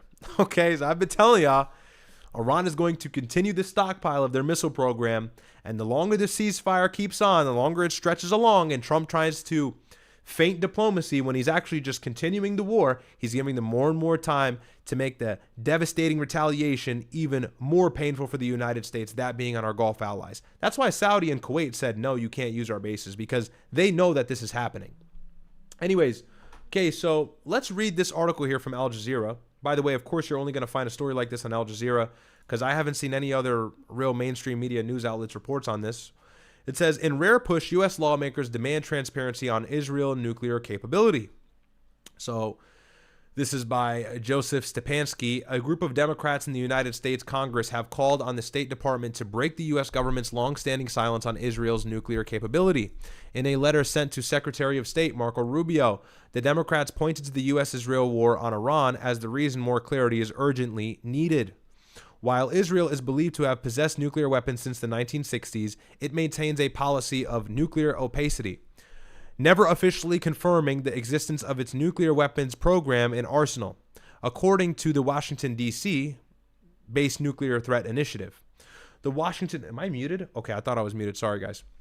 The White House has also long maintained ambiguity on the issue, despite a handful of glancing admissions. In turn, lawmakers in Congress have rarely launched coordinated public efforts for greater transparency amid decades of bipartisan support for Israel. Congress has constitutional responsibility to be fully informed about the nuclear balance in the Middle East, the risk of escalation by any party to this conflict, and the administration's planning and contingencies for such scenarios. The letter signed by 30 members of Congress said, we do not believe we have received that information. A policy of official ambiguity about the nuclear capabilities of one party to this conflict makes coherent non-proliferation policy in the Middle East impossible. The letter said for Iran, for Saudi Arabia, and for every other state in the region, making decisions based on their perceptions of the capabilities of their neighbors. What does the letter ask for? I can go ahead and read the letter for you guys here real quick. This is a few excerpts from the letter. It doesn't show the whole thing. This is the full thing here. So this is Joaquin Castro. This is his X page, Texas congressman. He's a Democrat. And he's leading the charge with 30 other lawmakers, all being Democrats. And he says, for nearly 6 decades, the U.S. has voluntarily remained in the dark on Israel's nuclear capabilities. The ambiguity ends now. Bro, this is crazy. This is significant. And, yo, no one has spoken about this except I think Nick mentioned this on his show the other day. Sorry, I was really parched. Anyways, this is big, because for several decades now, there has been no public acknowledgement of their nuclear program. And this is standard measure by law and the IAEA for every single country that has nuclear capabilities, which are several, that they have to be transparent about what they're using the nukes for, where everything is located, the acknowledgement that they have the nukes, but they won't use them under a certain set of circumstances unless, certain stipulations are met, all this stuff. And Israel is just completely outside of that. And they 100% have a nuclear program. If you look back in the 60s and the 50s, you would know that they were racing towards a nuke with the help or the aid of the French. John F. Kennedy tried to stop that. And of course, John F. Kennedy was assassinated in November of 1963. So, and this is really the story here. I guess I'll explain this because this will make everything that I'm explaining here or showing you guys make a lot more sense. But this is basically, Shady, I see your chat. Thank you so much. Let me just do this really quick and then I'll read it. So essentially, the situation in the Middle East has always been very consistent. The inception of Israel happens in 1948. Every single Arab nation that neighbors Israel is absolutely angered and taken aback by the fact that the Nakba takes place, which is 750,000 Palestinians being expelled from their homes. These people have no place to go. And Israel pretty much, for all intents and purposes, is now this apartheid colonial state that stole the land from the Palestinians. And so this is why we always talk about the fact that every single conflict or all of the issues that we see now in the Middle East stems from the question of Palestine, because all of the Arab neighbors were upset at the fact that Israel became its own sovereign state in 1948. And there's several things that led to that in the early 1900s, but just for the sake of explaining this whole issue with the nuclear capabilities and Israel's nuclear program coming to light by these Democrats, I'll start there. So fast forward, I believe in 1952, there is a new leader in Egypt, and this guy is a pan-Arab nationalist, okay? And his name is Gamal Abdel Nasser. And his whole MO is Arabs are going to take back the Middle East. He's like this Arab top H, if that makes sense. Arabs are going to take back the Middle East. We are going to reclaim our sovereignty. We are not going to allow Israel to do whatever they want and bully every country in the region. We are anti-Western. We are pro-Arab. And he's a very powerful leader that captivates Egypt and wins the favorability of many Egyptians and Middle Eastern countries as a whole, because at this time, Egypt is quite strong. And so, of course, right away, when this guy takes power, and I believe 52, Israel is very concerned. Now, Israel and France, and there's so many more details in between, but just for the sake of simplicity here, Israel and France have parallel interests when this guy takes power. Why? Because he was supporting Algerian anti-colonialist groups in Algeria that was occupied by the French.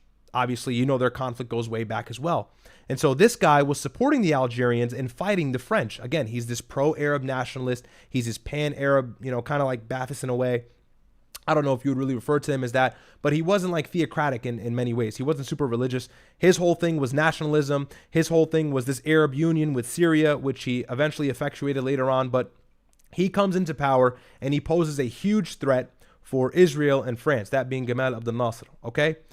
Fast forward a little bit into later 1956, I believe it was, you have the Suez Canal crisis. And this is a turning point where Britain and France lose a lot of influence in the Middle East. The Suez Canal is a man-made passageway that separates North Africa and technically Asia on the Sinai, and it's about 120 miles long. And previously, Egypt did not have control of this man-made passageway, which was on their land effectively. And so for them, what they wanted to do was take control back under this very strong nationalistic leader. So he says, we're going to take back the Suez Canal. He makes his attempt of doing that. Israel, Britain, and France set up a plan to stop him in doing so. So Israel invades, and they do this on purpose. Britain and France are behind them, saying, you go and invade the Sinai or the Suez Canal, try to take control of it, try to take the control back, and then we'll pretend to step in as the mediators. We will invoke, or we will really provoke the Egyptians and their aggression against us, and then we'll have an excuse to bomb them, maybe take out the leader, but really just reclaim control of the Suez Canal. So Israel invades, and militarily it's successful, right? They take control, if my memory serves me correctly. But Britain and France try to now get involved, and they try to police the situation, and they try to start attack Egypt. Right away, the president of the United States is not happy about this. And he says, upon seeing this plan immediately, that you guys must seize your operation because the Soviet Union is going to get involved, and this is going to be a regional mess, maybe even World War III, if you will, because Egypt is a very strong nationalistic state. And obviously, if the Soviets, who have always been backing Egypt and these Arab nations historically, going all the way into the 70s and the Yom Kippur situation, if Egypt is attacked on the pretext of this colonialist Western power, well, then it's going to give all the reason for the Soviets to step in and try and stop the matter. And then we're going to have to get involved, and it's going to be like this political unaliving for all nations. So they have to pull out. The mission kind of fails. Egypt grasps control of the Suez Canal. This further kind of charges up Israel and France that are working to undermine the Egyptian leader at this time. And so Israel and France, and I'm not sure if I remember all of this correctly, but Israel and France now start working together in the Negev desert to build nuclear assets, essentially, digging plutonium and all of this in order to achieve a nuclear weapon. And France offers that Israel offers that if France can give them a nuclear weapon, they'll continue to do their dirty work in the Middle East and deter Egypt so that they won't have issues in Algeria. That's really the crux of everything. So they become these strategic partners. And throughout this whole issue, no one is really privy to it. And it continues to go on in the strategic partnership all the way up until 1961. And remember, prior to this, Eisenhower, who was the president of the United States, had condemned the attack in Suez Canal, or really the joint effort to take control from the Egyptians, because he didn't want to have to get involved with the Soviets. But that's as far as his condemnation really went. The United States at this time was kind of loosely sided with the Arab nations as well as Israel as well. There wasn't this like cuck foreign policy that we see today. But you fast forward, and now you have a situation where, of course, in 1961, John F. Kennedy takes office. And right away, his first set of plans is to control Israel's nuclear plan, nuclear proliferation. He wants to stop them in their mission of attaining this nuclear bomb because he understands that Israel and these Arab nations do not share the smoothest relations. And so he knows that a nuclear war could happen at any time if Israel actually achieves their goal of being the only nuclear power in the region, or better yet, start bullying these Arab nations. So John F. Kennedy is seeing this like 5 steps ahead. He comes in office, and the first thing he does is he starts sending letters and demands to Israel in order to inspect their nuclear program. And this goes on for years. And as time passes, Kennedy is not really successful in getting Israel to concede or really capitulate with his plan of having these inspections take place. I think there were a few inspections in the early 60s. They really didn't go anywhere. But ultimately, he then gets the prime minister of Israel to finally kind of concede. A few inspections happen, but really they're just like playing face. Nothing serious is really taking place. So John F. Kennedy becomes increasingly aggressive in his letters to Israel because he wants these inspections to take place so that they can actually not attain a nuclear bomb. He's trying to stop the problem before it takes place. He's trying to restore this neutrality in the region. He's also trying to restore diplomacy. And so he's doing the right thing here. And he's doing something that a lot of U.S. presidents would have never had the whereabouts or really the guts to kind of do. Okay. Then you move forward a little bit more.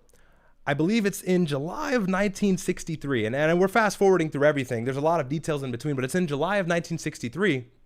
John F. Kennedy sends his final letter to the prime minister of Israel. Who was it at that time? I can't remember. He sends the letter to the prime minister of Israel, and he says, this is an ultimatum.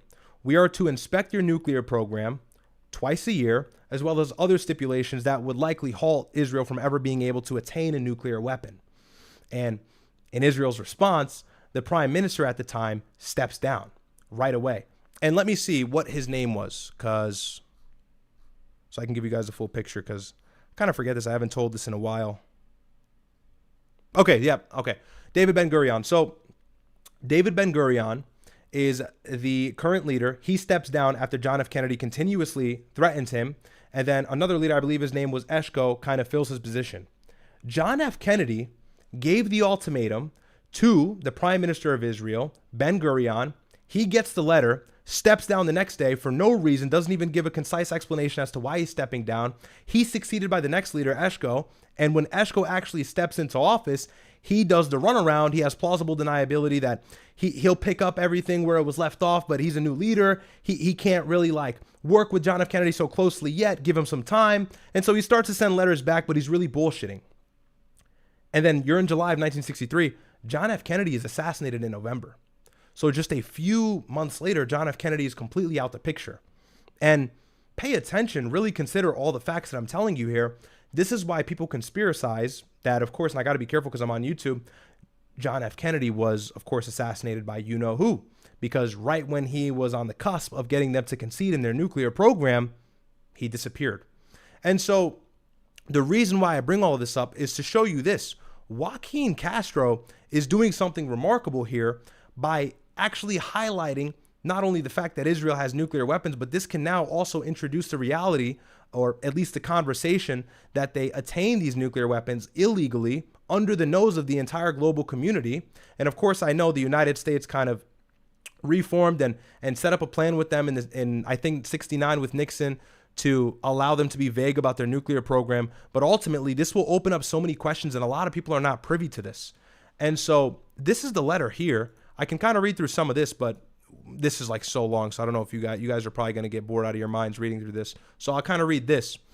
Lawmakers raise questions about the ambiguous U.S. policy regarding Israel's nuclear capabilities while engaging in war alongside Israel against Iran, writing, "We are in fullest sense fighting this war side by side with a country whose potential nuclear weapons program the United States government officially refuses to acknowledge. American service members continue to be deployed throughout the region. Congress has a constitutional responsibility to be fully informed about the nuclear balance in the Middle East, the rise of escalation by any party to this conflict, and the administration's planning and contingencies for such scenarios. We do not believe we have received that information."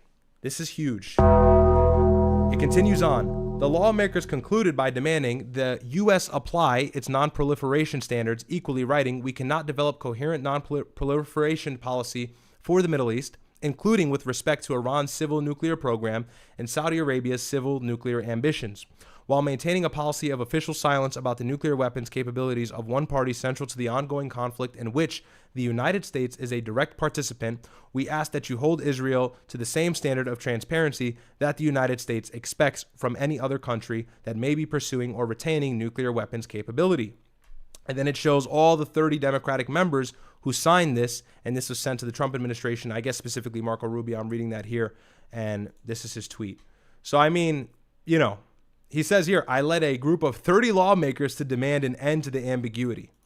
And this is the entire letter here. It mentions the JCPOA, the Joint Comprehensive Plan of Action, all this good stuff.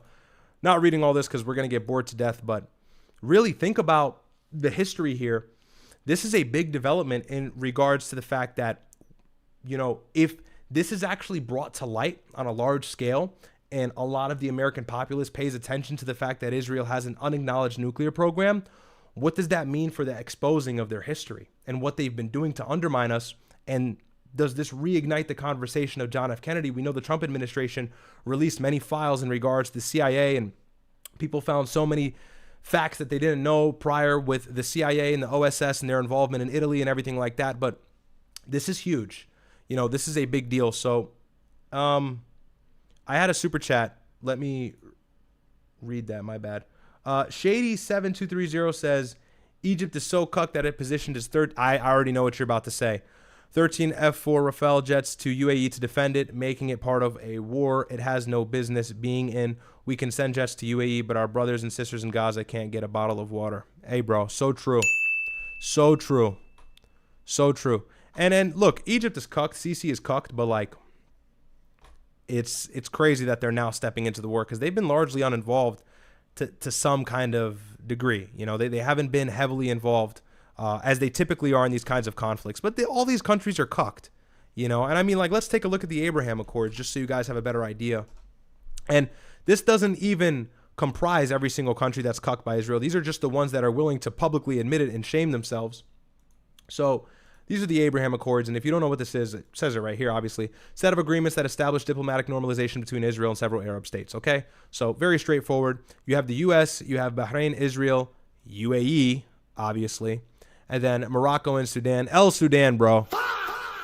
I do. I condemn my nation's actions of cucking for Israel. El Sudan.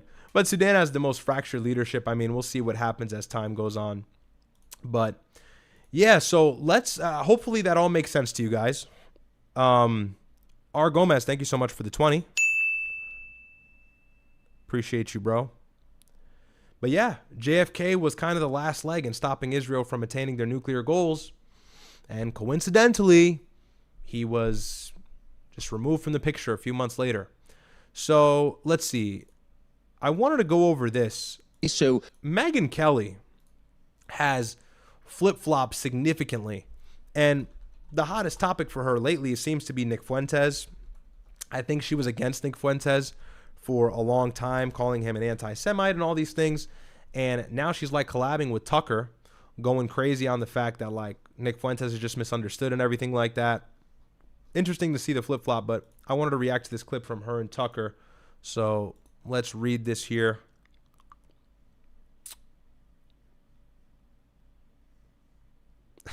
Someone said, how are you going to condemn 90% of your genetics? Bro, because if my country cucks for Israel, I'll call it out. R. Gomez, thank you so much. And then Shady says, Israel's the only country in the world that has the Samson option where, yeah, it takes everyone out if they decide to. Self-deletes and takes everyone with it. Yep. And, I mean, people always say, oh, that's a conspiracy, or, oh, that's very unlikely. And, you know, this is the rhetoric that Israel was spilling to John F. Kennedy when he was begging them for inspections. They were saying, well, look, this new Arab power is next to us in Egypt, and this leader hates us, and he's united the Arab world around us, and they rallied against us. We're going to have a second Holocaust if we don't attain some sort of nuclear capability as deterrence against these Arab nations. And so, and I'm not giving credit, but like, you can almost understand where they were coming from, which is why they were so desperate for that. Because, you know, if they didn't have U.S. support and they didn't have a nuke, which is what John F. Kennedy was threatening to do, they would have been wiped off the map. Think about it. John F. Kennedy sends that letter in 63, in July, I believe, or June or July. Somebody can correct me in the chat. And he says, look, you have an ultimatum here. You get rid, or sorry, not get rid. You give us our inspections the way we like it, or we will not support you anymore. We're cutting all ties. We're cutting the umbilical cord off. And for Israel, they go, this is bad. If we don't get a nuke, we're cooked.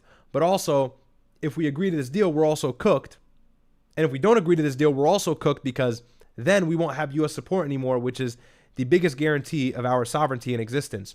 So for them, it was make or break, which is why Ben-Gurion stepped down right away, gave that plausible deniability to the fact that he couldn't be in office anymore, gave a nice little gap of this like runaround, being able to spin the wheels of the president of the United States, saying, you know, we have new leadership, give us a moment. And then by the time a decision had to really be made before John F. Kennedy pulled the plug, of course, he was just coincidentally assassinated, and that worked in their favor.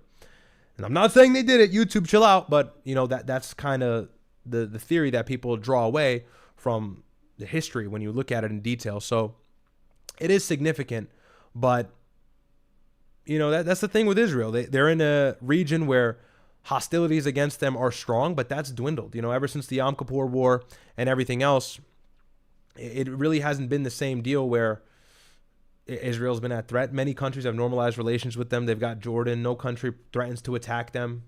You know what I mean? So it's not the same anymore, which is why the nuclear option is not even necessary. You could argue it was necessary back then because they actually had threats that had power, and they weren't backed by the U.S. the way they are now.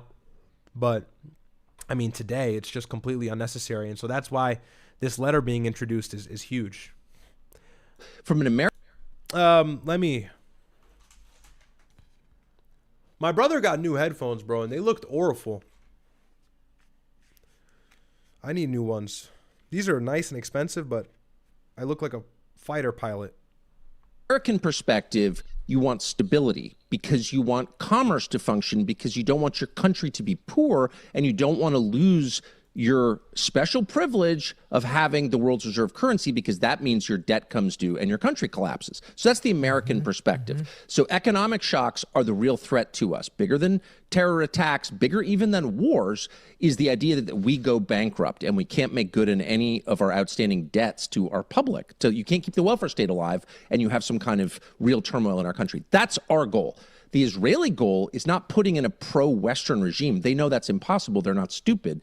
The Israeli goal is chaos. The Israeli goal is to pull off in Iran what they pulled off with our help in Syria and Lebanon and Libya, and that's just have a permanent civil war where their enemies are fighting each other. Okay? And then you have the refugee crises, not in Israel, because they're never letting anyone in Israel, but Europe will continue to be destroyed. The United States will bear the brunt of that refugee crisis, et cetera, et cetera. So the goal from the perspective of John Podhoretz and Ben Shapiro and Netanyahu and Mark Levin and all the rest of them who are speaking with one voice is Israel's goal. And I'm not even attacking it. Like, that's their goal. I get it. They have different national interests, but it bears no resemblance to ours. Zero. And no one will admit that. Let's see if I can find the clip where they were talking about Muslims or something like that. Let's see. Because the flip-flop is crazy.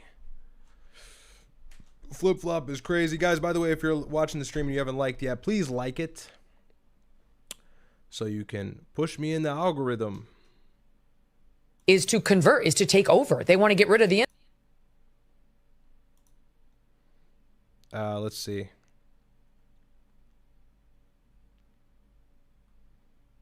Where was she talking about it? Am I going to be able to find this? Of America. Okay. Here we are.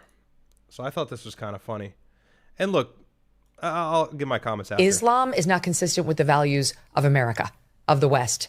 They should stay in countries that don't care about keeping church and state separated. They should stay in countries that don't care about protecting free speech. They should stay in countries that don't care about women's rights.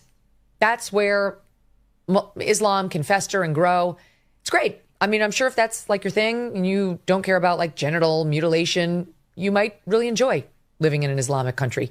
If you don't mind living in a life as a woman where you have to keep every inch of your body except for your eyeballs covered, yeah, someplace in the Middle East could be for you. It's not my thing. It's not America's thing. and it's not a thing that we should want or encourage in the West. I think he's So before we get the flip-flop, I mean, look, here's the thing. The U.S. and its values, I suppose you can argue, are definitely not the same or parallel to like Islam's values. But it's like, what's the message you're trying to send here? Because the facts are, if you look at the numbers, there's literature on this from think tanks that aren't even liberal, most of them. Even if they are, it's true. Muslims assimilate quite well. Like, the issue that you may find in the UK is just not the same in the United States. Muslims do not make up a large percentage of the United States. I believe it's 1.3%. And yeah, they do join up very closely. They don't fracture from one another. You have Plano, Texas, and everything like that. I get it. Dearborn, Michigan, Patterson, New Jersey, I guess, or other places. But it's like there's no real like Muslim takeover of the United States. And again, this is like Zionist propaganda that these trad conservatives kind of run with in order to sell the idea that we're at war with Islam when Islam poses no threat to the United States. But I always find it really funny when these political commentators talk about Islam and how much of a threat it poses to the United States because they oppress their women and they have a society that's very rigid and strict. And it's like, you know, some of the things that Islam actually imposes upon its society in these countries that I don't like UAE, I'll still be able to give them their credit, is they have control and social order, which calls for a safe country, one that actually moves kind of coercively or smoothly through the world economy, one that is able to assimilate and build relationships with other countries, very strong. They have tons of oil. But I hear a lot of guys always complaining about the fact that women in the West are this, women in the West are that. Well, Islamically, women have much better values. They are modest. And not all of them have to cover their whole body. There's different opinions on that, not to be an Islamic apologist, but it's like, you're complaining about the fruits that actually make a lot of these Gulf countries succeed and prosper. I'm sorry. You can literally leave your laptop out on the street or your phone out on the street or your keys in your car in any of these Gulf nations and you'll find it there the next week, the next month, the next year. People there don't dare try and trespass the law. People there don't dare try and commit crime because they know the punishment is harsh. And so the United States, our cities and our metropolitan areas are suffering from crime, rigged with crime, random acts of crime. Getting on a train is dangerous these days. You got the girl who was stabbed in the neck, the Ukrainian girl. You got the situation in the New York subway where that girl was burned to death like a year and a half ago. And there's so many more. Just the other day, a wild machete-wielding man was trying to kill people in Grand Central. That's in New York. And so like, you know, and there's things like, and stories like this all the time. Every time I'm walking through New York City, there's always a homeless guy in the corner that I'm terrified to lock eye contact with because I just feel like he's going to bum rush me and attack me to the ground. And this is the case with any major U.S. city. I'm sure a lot of you can agree, as well as the fact that a lot of them are rampant with crime. And this is unnecessary crime that we don't have to deal with. It's like senseless acts of violence. And this comes from an element of lawlessness. The country lacks the ability to really punish these people and persecute them correctly. And so there is a note that we can take out of the Islamic book, which is they actually meet these punishments with harsh crimes. Why don't you take the good from the Islamic countries, acknowledge the fact that it bolsters their economies, it bolsters their safety, it bolsters their attraction for tourism, makes them money on tourism, and then whatever you don't like from the Islamic ideology, you leave it. How about that? Take the good, leave the bad, because there's plenty of good, and I mean bad from her perspective, there's plenty of good that you can actually take from. And of course, Tucker Carlson always acknowledges this, and I'm not saying be an Islam apologist, but it's like the LARP is so silly, and it's always to defend the Jewish narrative. It's always to defend the Zionist narrative, because if it's not for that, what else is it for? You get what I'm saying? So it's like you really have no basis for it. You have no basis for it except for the fact that you're captured and your audience captured, and of course, you're captured by the Zionist lobby. That's the biggest takeaway there. You know, all this like, the Muslims are this and that. It's like they're 1.3% of the country, bro. Try again. They don't have billions of dollars. They don't own every tech company. They don't own Meta. They don't own everything that we use on our phones. You know, like, what are we talking about? Forever God 19 says, Muslims aren't the enemy. If Christians would actually read their Bibles, they would see that God also blessed Ishmael. Yeah, I mean, I agree. Appreciate you, bro. Thank you for the super chat. Lest we forget, Islam granted the women the right to divorce. I don't know where they get off thinking Islam has repressive values towards women. Yeah. And Denise Presley, thank you so much for the 5 and the sticker. Cute sticker. Thank you. Yeah, Islam actually gave women tons of rights, especially in the Islamic Golden Age. Women owned real estate. Women were educated. Women taught in schools. Women can divorce from their husbands on their own decision, on their own autonomy. That's not something that actually exists in Christianity, especially early Christianity. Which I'm not arguing for better or worse. I'm just telling you the things she's telling you are not true historically. The only kind of repressive actions against women you see today are from these fractured nations that have been interrupted by Israeli and U.S. intervention. Which is why you get these extremist factions like Taliban, and you get ISIS and Al-Qaeda, but then you realize we invented ISIS and Al-Qaeda. We are the architects of those Islamic militant groups, those radical groups. So we formulated them. We created them. Whether we meant to or not, we created them. We funded Osama bin Laden. We charged him up. And then he led his own revolt. And his revolt was in response to poor intervention in the Middle East. So, like we kind of created all the problems that we complain about. And many of those problems don't exist, or there's some underlying factor they omit for the greater reason of selling you a lie. It's being audience captured to the largest degree because every older evangelical Christian wants to hear this stuff. Or every real white person over the age of 40 wants to hear this stuff. Understanding there may be some new listeners over here, like he's gotten very, very popular lately. I read with Muslim viewers because he's been standing up for Islam, and I have to tell you, Mark, it's been something I've noticed just since I've gotten sort of more clear-eyed on Israel, that a lot of the anti-Muslim rhetoric that's put out there originates with people who are very, very pro-Israel.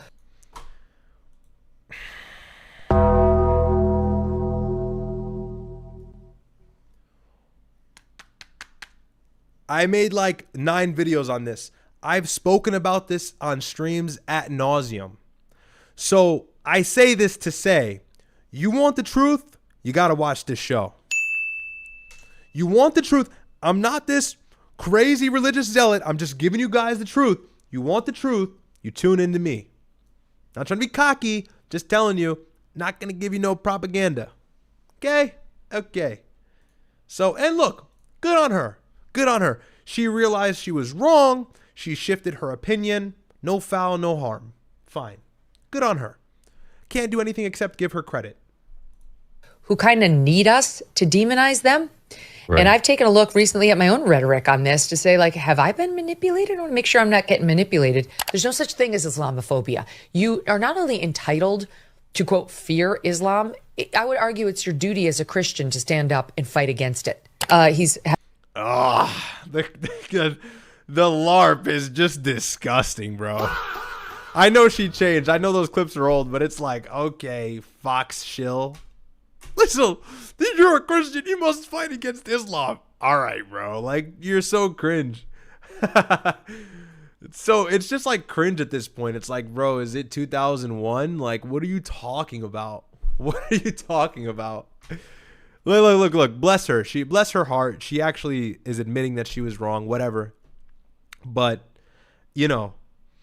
I've said this for days. I've said this for years, I know I've just become public in my streaming platform a few months ago, but I've been saying the same thing to people that I've known for years.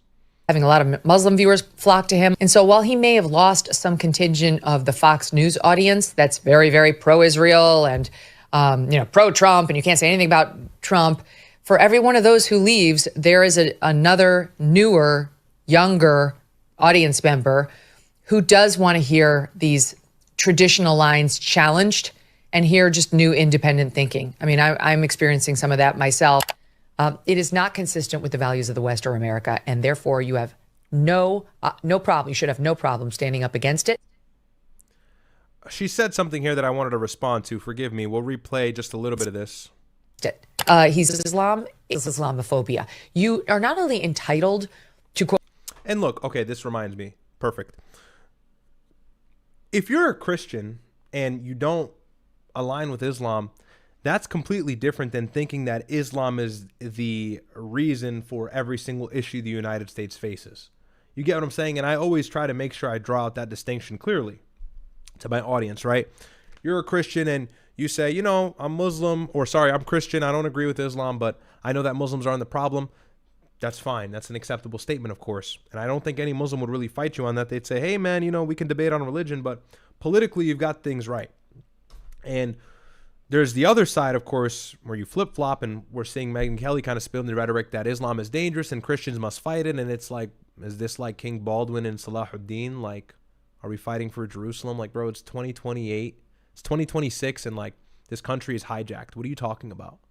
So it is funny to see her change, but bless up on her. You know, we're not going to attack her. That's not what I'm going to do here tonight. I think that this is very genuine, and it enlightens me, or not enlightens me, but it makes me happy inside to see people kind of coming to the truth. And this is the lie that has to be ran with in order to sell this idea that we need to be involved in the Middle East. As long as this rhetoric stays strong, then U.S. involvement in the Middle East will always be favorable. But, of course, Donald Trump, maybe about 2 weeks ago, attacked Megyn Kelly and Tucker Carlson and Candace Owens and Alex Jones, and all of these loyalists in his corner previously were in his corner and endorsed him in 2024 because of the fact that they have now been against this war, but they've only been able to wake up and realize that this war is bad because it's serving the interest of Israel. And in the realization of seeing that this war is serving the interest of Israel, simultaneously, you also have no choice but to concede to the fact that it's also going against innocent Muslims, and Muslims may have never been the problem from the outset. When you look at the situation of Osama bin Laden in 9/11, and you look at the creation of ISIS, and you look at the creation of Al-Qaeda, and the fact that we funded him in the 80s with the Soviets in Afghanistan, and you look at all these realities, and you also speak to the fact, or really understand, and this is when you get really into it politically, a Muslim intervention or Muslim terrorist attacks and Islamic terrorist ideology stems from Western intervention a lot more than it actually stems from the basis of their theology. And once you make that realization and you can discern that clearly, then and only then will you have a 2020 lens on the world and the way it works. That doesn't mean you're pro-Islam. That just means you understand how the world works and why Muslims are upset with the West. It makes sense.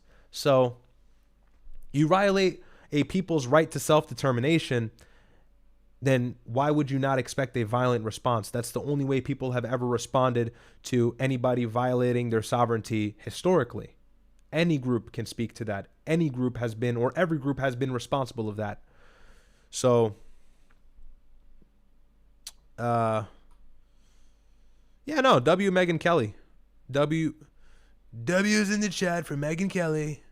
All right, so let's see what Trump said. I guess he said to the press, this was yesterday, so Thursday, he said Project Freedom was suspended. I don't know what he was talking about here. I didn't get to watch this, so we'll react to it together. What happened with Project Freedom, Mr. President? Why was that suspended? Administration officials were talking about this in the next phase. Ooh, I'm going to really love this answer because I know it's not going to be true. Let's see. Of the war? Really wonderful leadership at place. As you know, Pakistan has been fantastic, and their leaders have been fantastic. The Field Marshal and the Prime Minister.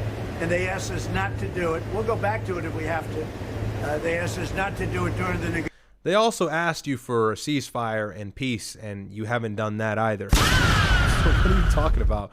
Now, Pat, look at the hypocrisy. Look at the lies that he's attempting to foil, or the lies that he's attempting to tell the press and the American people. Oh, no, we stopped Operation Freedom because Pakistan asked us not to keep doing it. No. Pakistan has made several demands for you to reach a peace deal and cease the aggression. You continued. So it's obvious you're not listening to Pakistan. You stopped Operation Freedom because Kuwait and Saudi Arabia were not going to give you the real estate in their countries to actually administer the operation. That's what it was. Negotiation. Are you considering? And now they're not. That's funny. That is funny. That's just one of many, classic Trump lie. He's been lying. And this is the strike on the UAE this morning. I guess there's the airport here. So, very quick clip there. Definitely not what you want to see. But what are you going to do? What are you going to do? And then I guess we can watch a little bit more of Trump. Oh, this is crazy. Somebody sent me this. I suppose I'll react to it. We can. So this is Megyn Kelly defending Islam again, I guess. And then Ben Shapiro goes, "Go get them clicks." All right, Ben. Ben is so mad because people are finally waking up to the truth.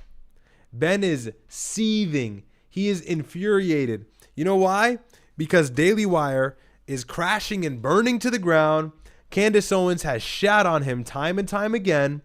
He is becoming increasingly unpopular, especially amongst the youth. And his media outlet, Daily Wire, it's going to continue to stay afloat, but it's not going to have nearly as much influence as it used to, at least among young people. And that's one of the most important things when you're trying to teach people how to think. So, now there's been, and this is the thing, there's this shift. There really is this shift publicly where everybody is, it's not that they're siding with Islam, but they're going, wait, what did the Muslims do? And, you see the base, the Israel firsters seething. Mark Levin, Ben Shapiro. I'm sure Miriam Adelson has choice words. So let's see this clip. I guess we didn't see this yet. He regrets it. And once he said that he's sorry that he endorsed Trump, he regrets it and feels like he has to make amends. And his show is doing fine. It's not like he's hurting for audience, but I think he's understanding there may be some new listeners over here. Like he's gotten very, very popular lately, I read, with Muslim.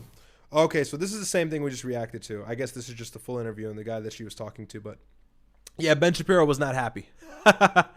Looks like that's a repeat clip, but you gotta love it.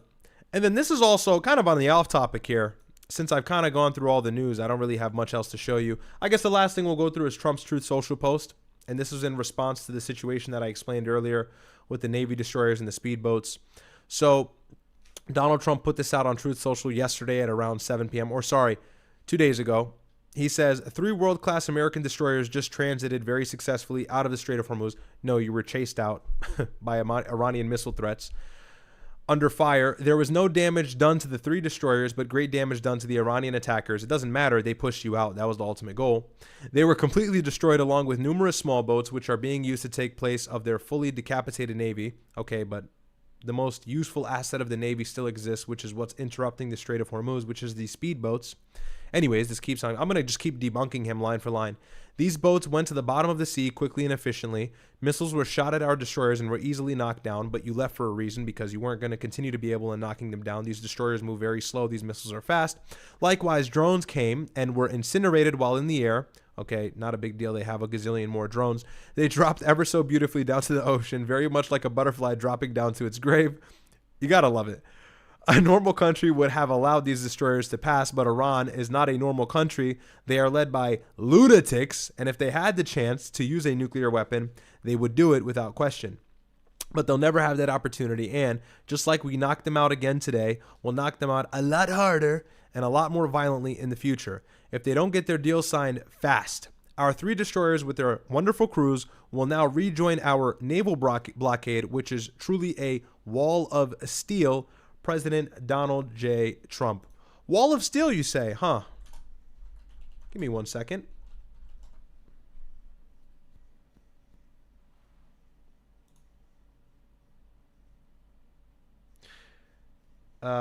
So he says wall of steel, but there have allegedly been some ships that have passed through. Around 34. So, and there may have been more. I'm trying to find all the official sources here, but this says Trump's blockade in the Strait of Hormuz collapses. Approximately 34 Iranian oil tankers have slipped through the blockade, with 19 vessels exiting the Persian Gulf past Trump's Navy and another 15 ships entering from the Arabian Sea toward Iran, according to the Financial Times. 6 of those tankers were carrying Iranian crude oil totaling 10.7 million barrels, estimated to be worth around $910 million in revenue. So $1 billion in revenue there. And this was as of April 22nd, so maybe the blockade has gotten stronger, but it has not been successful since its outset. And allegedly, they've redirected 57 commercial vessels and disabled 4 to prevent the ships from entering or leaving Iranian ports, but there has still been many Iranian vessels slipping through despite Trump's efforts. And that's why they've been a little bit more aggressive in hitting these ships, which has reignited the conflict in the Strait of Hormuz currently. So let's see. Scott Horton really nailed the position on Piers. Was he on Piers Morgan? I guess we can watch that. Thank you so much, 13 Wilder, for the super chat. Poly market trials, LMFAO may help our audience. Yeah, facts. Thanks for the supers. And then PFF says, we have to ask why Carlson Kelly and these ex-Fox pundits are doing this. Thanks so much for the $5. Well, I think it's clear. I think it's popular now to be against Israel. Like, it's just not that complicated, you know. It has become increasingly more acceptable and increasingly more popular and lucrative to be critical of them.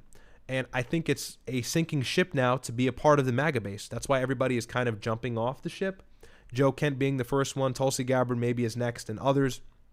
And J.D. Vance is struggling to look good. Marco Rubio is actually the one looking good after his White House press briefing. Everybody was glazing him on TikTok. So it's becoming increasingly difficult for a lot of the Trump supporters or anybody that endorsed Trump previously to continuously run with their narrative. So they have to go against this war if they want to keep their audience and not look like hijacked brain rot or brainwashed robots for that matter. And even Alex Jones, somebody who's been very reluctant to condemn Trump, has even just interviewed my brother recently and said that he's very against this war and he's disappointed in Donald Trump and all that good stuff. So, I mean, yeah, you see the tide. The tide has certainly turned a complete 180 and the GOP is falling as we know it. But let's take a look. Let's see if Scott Horton actually was on Piers. I didn't know that. We can react to that and then see what else we have. Is it Piers Morgan you're talking about, or? Oh, okay. Let's do it. We are propagandized so heavily in the United States of America that the only reason anyone would ever criticize Israel is just because they hate Jews and want to kill them all or something. And for people to have gone from believing that to where they are now is due solely to two things. Yeah. Israel's slaughter in the Gaza Strip. Ambassador Bolton, welcome back to Uncensored. Glad to be with you. What does finish the job mean? Because most experts that I've talked to, whatever their view about whether this should have started or not, they agree that if the end... Well, joining me in the studio, as a journalist, very excitedly, Scott Horton, author of Provoked, and a new book which we'll discuss in a moment, journalist with The Spectator, Jonathan Sacerdoti, and Bob Stewart, the former Conservative MP and Army Colonel. Welcome to all of you. Unusual to have a three-man panel in the studio, so great to have you all. Scott, you were, I would say, sniggering, was probably a right way of describing it, some of the things you were hearing there from Ambassador Bolton. He's an entertaining guy. Go on, explain. I mean, he thinks this is quite straightforward. What you do is you basically militarily... And guys, if you want to read some of Scott Horton's best work, I really recommend Enough Already, Ending the War on Terrorism. Book he dropped a long time ago. If you're like not aware of foreign policy in the Middle East and how things work, I think that book is a really good introduction. It is Enough Already. It's very cheap on Amazon. You can get the audiobook. I still play the audiobook when I'm driving sometimes just to refresh my memory because he gives a lot of juicy details as to what was going on in the early and late 90s and 2000s that kind of led us into the war in Iraq and other elements as well that are very helpful to understand. So you want to get red-pilled or really understand everything from the top to bottom, I recommend that book. Enough Already is what it's called. He seized back control of the Strait of Hormuz, and you empower and arm the people of Iran to rise up against the regime. Mm-hmm. Well, and that's what he's been saying. And Israel for didn't force any of this. Yeah. Well, he added the word unwitting, as though Donald Trump wasn't convinced. Of course, Donald Trump is the president. He's the one who issues the orders and pulls the trigger, but he was convinced by Netanyahu. We all know that. No question about that. That the question was, where do you move the red line? And Netanyahu convinced him to move the red line to enrichment at all. Any enrichment is the same thing as a weapons program, and we won't tolerate it. As Trump says, no nuclear.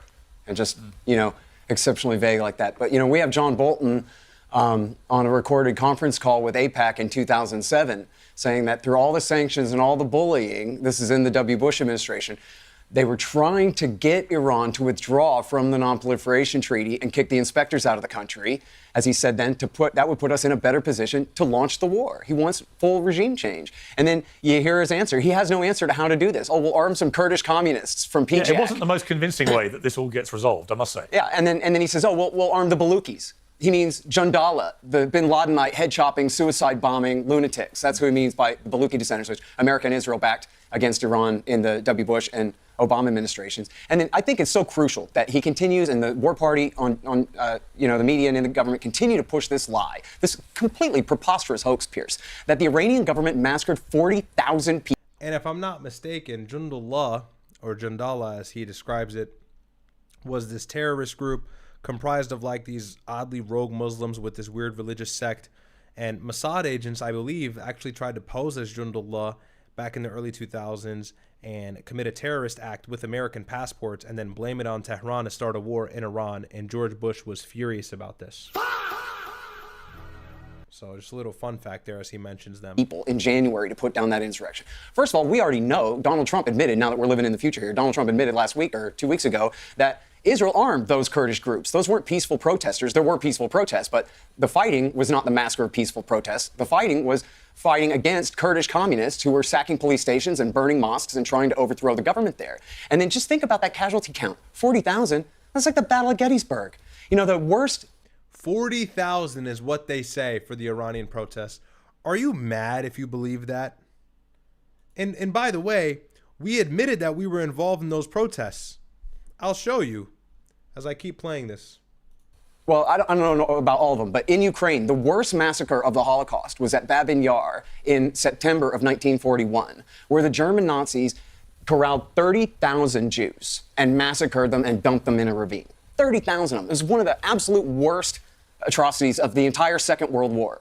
We're to believe that the Ayatollah pulled that off, something like that, maybe 10,000 more than that, in January, without carpet bombing his own city, without committing some kind of Dresden, without leaving tens of thousands of body bags everywhere. And what do we see in the propaganda? 12 body bags. And then they go, oh, how can you deny the massacre? Mike Pompeo, former director of CIA, in regards to these protests, tweeted this on January 2nd, 2026, when they were taking place. He says, the Iranian regime is in trouble. Bringing in mercenaries is its last best hope. Riots in dozens of cities and the besieged under siege. Mashhad, Tehran, Zahedan. Next stop, Baluchistan. 47 years of this regime, President of the United States 47. Coincidence? This is the big part here. Pay attention. He says, Happy New Year's to every Iranian in the streets, also to every Mossad agent walking beside them. Then he tags the CIA director, John Ratcliffe. I mean, you know. But I'm a conspiracy theorist, right? But see, here's the important point. One is this was propaganda to get you outraged so you'll support the war. But two, it's still bull. Chat here, Perkio, his name is Perkio. He says, can you talk about Nick Fuentes? Oh, wait, hold on. I had a chat I didn't read. Describe the voices. Name 10 Trump lies off the top of your head. Okay, let's see. I like that challenge. Name 10 Trump lies off the top of my head. Okay. Iran is close to Iran is making a nuclear weapon. 1. We are creating diplomacy with Iran. 2. They have no leadership left. 3. Our blockade is making them lose $500 million a day. 4. I might be able to do this. Hang on. Let's see. The leadership of Iran is fractured. 5. The war would take 4 to 5 days. 6. Let's see. Let's see. Oh, we stopped Operation Freedom because Pakistan asked us to. 7. What else do we have here? We're going to bomb their power plants. 8. We mass deportations, I guess. 9. And then let's see the 10th one here. The 10th one can be off the top of my head. Hang on. What's another one? I want to go outside of the war. He's lied about tariffs in some regard, but I got 9 for you. I can't think of a 10th. There should be one. Oh, what was it? No, I got 9. I don't want to drag it on. There's 9 for you. Let me look at the chat. I'm sure somebody's going to add. Hillary prison, no nuclear weapons. Fauci prison, the files. Oh, the files. That's 10. Okay, I'm taking that. The files. That's funny. Okay. Perkio P8 says, could you talk about Nick Fuentes accusing Dan Bilzerian of wanting to assassinate? I'm careful with that word. Because of the context it's used in unalive Ben Shapiro. I didn't see all the tweets. I know they were going back and forth. I'm just gonna say for the record, man, like Nick Fuentes is not a Fed, bro. I think that's the most asinine statement, you know. And I'm not attacking anybody, but I think it's so obvious he's not a federal asset or a federal agent. Like I don't even know what that means. It's such an arbitrary term. Like Nick Fuentes is a Fed. Like, okay, like the guy's banned from life. I don't think he's a Fed. He also, like, if you watch Nick's shows, you can tell he's not, because he is red pilling people to like a degree that actually would not be beneficial in regards to like controlled opposition. So yeah, I don't agree with that. I think that's nuts. But I don't know. Dan Bilzerian said that he wanted to unalive him. I don't know. I didn't see that. I saw them going back and forth on Twitter. Look, I hope they can make up. But yeah, I don't believe he's a Fed. I think that's a wild accusation. And then 13th Wheeler says another W donation. Hey, thank you, bro. Appreciate it. God bless you. Okay, let's get back to the debate. Bolsters this propaganda line that the regime in Tehran has no support whatsoever. Because why, after all? Can I get that out of there? In January. By the way, anyone watch UFC? I'm really excited for the fight tomorrow. Khamzat Chimaev and Sean Strickland. I'm in the Matrix a little bit, but I'll probably be live, so I won't be able to watch it. But that'll be fun. I'm pretty sure Khamzat's going to win, let's be honest, but we'll see what happens. They had to kill 40,000 of their own people to presumably make, what, I don't know, the other hundreds of thousands of them go home. That's just not true. It was some Kurdish communists who were attacking in a protest that they kind of co-opted, a protest that was started by the United States, waging economic war against their currency. So it's just a lie that they were so desperate to cling on to power that they had to use that level of ultra-violence to do so. And that's why John Bolton and Donald Trump were so surprised when once the war started, there were rallies of hundreds of thousands of people in downtown Tehran in support of the regime there. Now, I'm not saying I support the regime there. I'm saying people there do, and especially when you bomb them. Well, there's no doubt that they have a body of support there. I think that's unquestionable. Jonathan Sachdoti, your response to that? I'd rather respond, if I can, to what Trump's actually doing, because obviously we don't agree on quite a lot of things to do with the view of what's going on now. But what Ambassador Bolton said, I firmly agree with, which is this seems like a really strange moment for Trump. You could have been thinking about this 24 hours, 48 hours ago, and thought Trump is pulling off a masterstroke. He's paused the actual war, the military action, and instead he's now strangling the Iranian regime with this economic move. And it was working. It was costing them 40. Well, it's economic warfare with a sprinkle of kinetic strikes right now for the last 2 weeks. That's what it's been. But, I mean, it's obvious what he's doing. It's not surprising. He's trying to continue the war while keeping the market stable. So that's why he's doing this weird feint diplomacy, strike, step back, say there's peace. We got a peace deal coming. Strike, step back, say there's peace. It's a recipe he's created at this point. He's concocted this strategy to keep market levels stable, but at the same time, continuously weaken Iran. But it's not working. $400, $500 million a day, the Iranians, the longer... But how much has it all been costing the global economy? Sure, but if you ask Trump... But isn't that the calculation? He says, absolutely, and time became... Well, the global economy is getting screwed. And Asia and Europe pretty soon are not going to have any energy. The weapon, so I think... We're good. We don't get our energy from the Strait of Hormuz or these Gulf nations, because I think it's about 80% of the Gulf nations' oil passes through the Strait of Hormuz. We don't depend on that.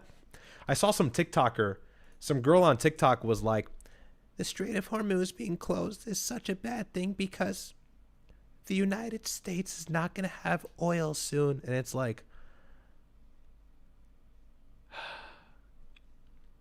no, that's yeah, gas is getting more expensive, but we'll be fine. We don't get our oil from the Gulf nations. It's not how it works. I think that what happened here was that many people said, well, who can hold out the longest? And Trump said gas prices will go up a bit. They're not up as high as people thought they would be. He said, people said $300. He said they're around $100. He said we can cope with that for a short while. And every so often he tries to manipulate them with different statements. That might be what he's doing now, because the idea that he's capitulated to the regime, to the barbarians of the Islamic Republic regime now, after all of this, is almost unthinkable. And the reason But is it not also a possibility that Donald Trump, who's always trusted his gut instinct, that he has realised that politically and economically this is turning into a disaster? Because he's got the midterm elections coming within 6 months. They've already predicted Republicans to lose the House in that, which is normal, actually, for an incumbent president.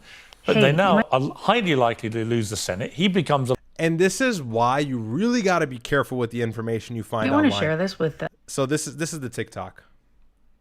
Look how I got in this like mini player fire. As like many people as possible, because the last oil tanker to pass through the Strait of Hormuz to come to the United States just arrived in California. And that means that there are no more oil tankers coming through the Strait of Hormuz to the United States. Which means at this point that prices are going to skyrocket yet again. Which also means that even if a tanker were to pass through the Strait of Hormuz and arrive in the United States, at this point, passing through the Strait of Hormuz, it would take a very long time to get here. Why? Because oil tankers are very, very heavy, and oil tankers essentially move at the pace of a bicycle. Imagine biking from the Strait of Hormuz all the way to the United States of America. That's going to take a long time. And we know the strait is certainly not open. So here's what I suggest. Anytime you have the opportunity, top off your gas tank, because the price is only going to go up. And let's be honest, gas is already starting to become scarce in some areas and will become more scarce over time. So that's a reality we're dealing with. And so this guy actually debunked her. Share this with kind of covered up by all of the other chaos of today. Hey, Mr. Global. And Donald Trump, who is friends with all of the major mainstream news conglomerate heads. Shut up! Doesn't want that story. God. Longtime watch. Goodness gracious. Somebody help me, bro. Hey, you might want about to crash out. All right. This is what I was trying to show you guys. Here, let me get the mini player for you. Like the video, man. Like the video. Working hard over here. All right, mini player is not available. It's fine. Share this with as like many people as possible, because the last oil tanker to pass through the Strait of Hormuz to come to the United States just arrived in California. And that means that there are no more oil tankers coming through the Strait of Hormuz to the United States. But it doesn't mean they're not getting oil elsewhere. That's the part everyone always misses in that deal. And like, it's obvious that's what she's trying to insinuate. It's like, okay, what message are you trying to send? Like, what are you trying to say here? And refiners in California have already purchased oil elsewhere, and it's already on the way. They have a lot of countries they can get oil from. They can get it from Canada, Guyana, Brazil, Argentina, I think Ecuador. It's kind of like, you know, if you went to Target to buy something and they didn't have it, so you went across the street to Walmart and they had it. It's kind of like that. Yeah. California's not going to run out of gas. California's not going to run out of gas. It's just a matter of gas getting too expensive. But I just saw that and I thought it was funny. I'm like, what's she saying? I'm going to react to this on stream. And then I saw that guy stitch and I was like, oh, thank you. Lamed up Anyways, president. back to the debate. His nightmare to have 2 years probably of facing new impeachments and so on. And he's scrabbling, as he has been, it seems to me, from day one of this war, scrabbling for a way to declare victory. And now he's, I think, scrabbling for a way to get out of this where it doesn't look like he's capitulated, as you put it. Well, I think that if he does capitulate and if this isn't another... And Trump definitely won't. And let me show you guys this clip of Trump from... I don't know what year this was, but this was many years ago during an interview. This is his mindset. This is the kind of person that he is, you know. So take a look at this clip. About getting even, the importance of getting even. Is revenge sweet? I believe strongly in getting even. If somebody... I mean, there you go. There you go. And I got to pause this video periodically because I'm pretty sure I'm going to get copywritten. Somebody has hurt you, if somebody's gone out of their way to hurt you, I think that if you have the opportunity, you should certainly go out of your way to do a number on them. And I've had more criticism about that one statement in my book than any other statement. The clergy is called, the ministers, the priests, the rabbis. They've all said, what a terrible thing to say. That's against our teachings. I just believe it. I believe in an eye for an eye. If you did turn the other cheek, as the clergy are presumably suggesting to you, what would that do to your reputation in business circles here in New York, do you think? Well, I don't know what it would do to my reputation. I just don't believe instinctively in turning the other cheek. If somebody was out to hurt you, if somebody was out to do a number on you, I really believe that you should just do a number on them if you get the chance. Can you give me an example?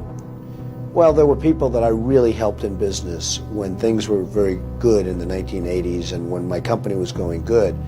And they did not lift a finger to help me when I needed it. And there were a couple of them that could have very easily helped me. Now I have the opportunity to do a number on those people, and I will tell you I'm having a lot of fun with the opportunity. I mean, somebody who has a lot of fun with getting back at people instead of forgiving them, you know, a guy's running the country and he's fighting an attritional war, he's on the losing end of it. I don't know if that kind of mindset is going to capitulate. And if you read Trump's books and you studied his psyche throughout the years, you know that all he cares about is looking like the strongest man in the room. That's his biggest concern more than anything else. And honestly, that concern grows far over the concern of the American people and the state of the country, which has been evident, right? Gas has been through the roof. Global oil has suffered. Europe and Asia are complaining. And Trump doesn't care as long as he looks like he can control Iran or have control of the situation. Moment of Trump calling people's bluff or lying or trying to regain an element of surprise, because he has no element of surprise. If he's planning to re-engage militarily, it's not a surprise.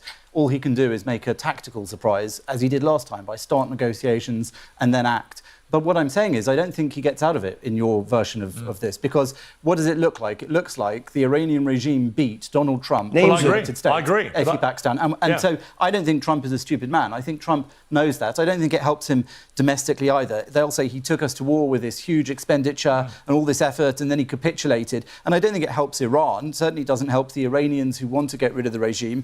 It destroys the credibility of the United States in the whole Gulf region. I agree. Because the Gulf partners don't want... Chat, I'm going to give you an ultimatum. We can continue to watch this debate. That's for ones. Or we can react to a couple clips before I close out. React to a couple funny clips that some fans sent me or some supporters of the show. So, ones in the chat if you want to continue this debate. Twos if you want to react to a few clips. Because I know I talk about this war ad nauseum, so I don't want to bore you to death. Let me know. One's for the debate. Two for brain rot. Let me know if you're listening. Pull out your phone. If you're driving, don't touch your phone. Do not touch your phone if you're driving. I am not responsible for any motor vehicle accidents as a result from my command, as I am now giving you the stipulation not to pick up your phone if you're driving. Okay, one's in the chat for the debate. Two for some funny brain rot. Damn, we got a high IQ chat here. No one wants brain rot. God damn. I mean, I'd put a poll up, but it's just an overwhelming amount of ones here. Couple twos. Look, and I want to do this more often. I want to, you know, get the chat involved. I can do a poll. I suppose I'll do a poll. And I'm going to start doing members-only polls, you know. But I'll do this for everybody.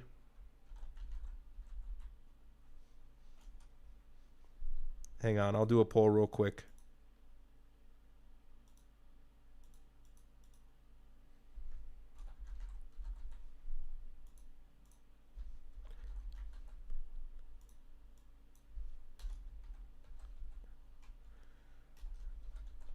All right, start. What is this? No, get out of here. Okay. All right, polls up. Polls up. We'll continue watching the debate. Polls up. Him to back down now and allow... No, but it may be he's calculating that he's got to do something. And super chat from PFF. Let me read this real quick, my friend. Appreciate the love. Give me one moment while I pull it up. Everyone ought to look into Edwin Black, the transfer agreement, to learn more about the truth on certain event that Scott Horton mentioned. Yeah, that one. Thanks again for the stream. Yes, very true. Thank you so much, my friend, for the super chat.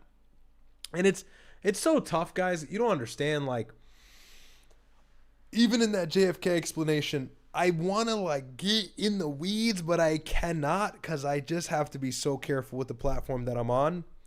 And that's fine. I respect the rules of the platform, not a problem. But, like, it does sometimes nerf my ability to give you guys the full spiel because I've kind of studied the policies on this platform, and you got to really tiptoe around these kinds of things, really tiptoe around them. So let's see. Looks like the debate is winning.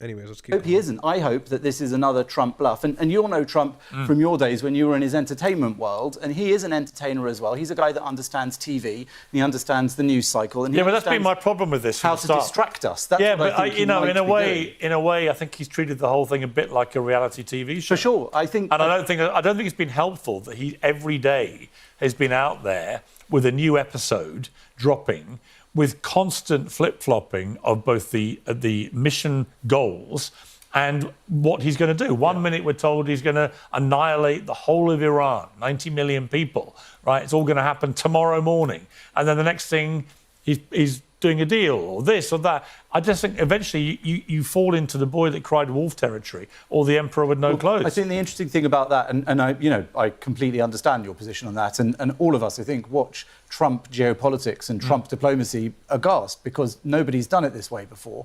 But maybe you get the US presidents that your time deserves and calls for. I don't know.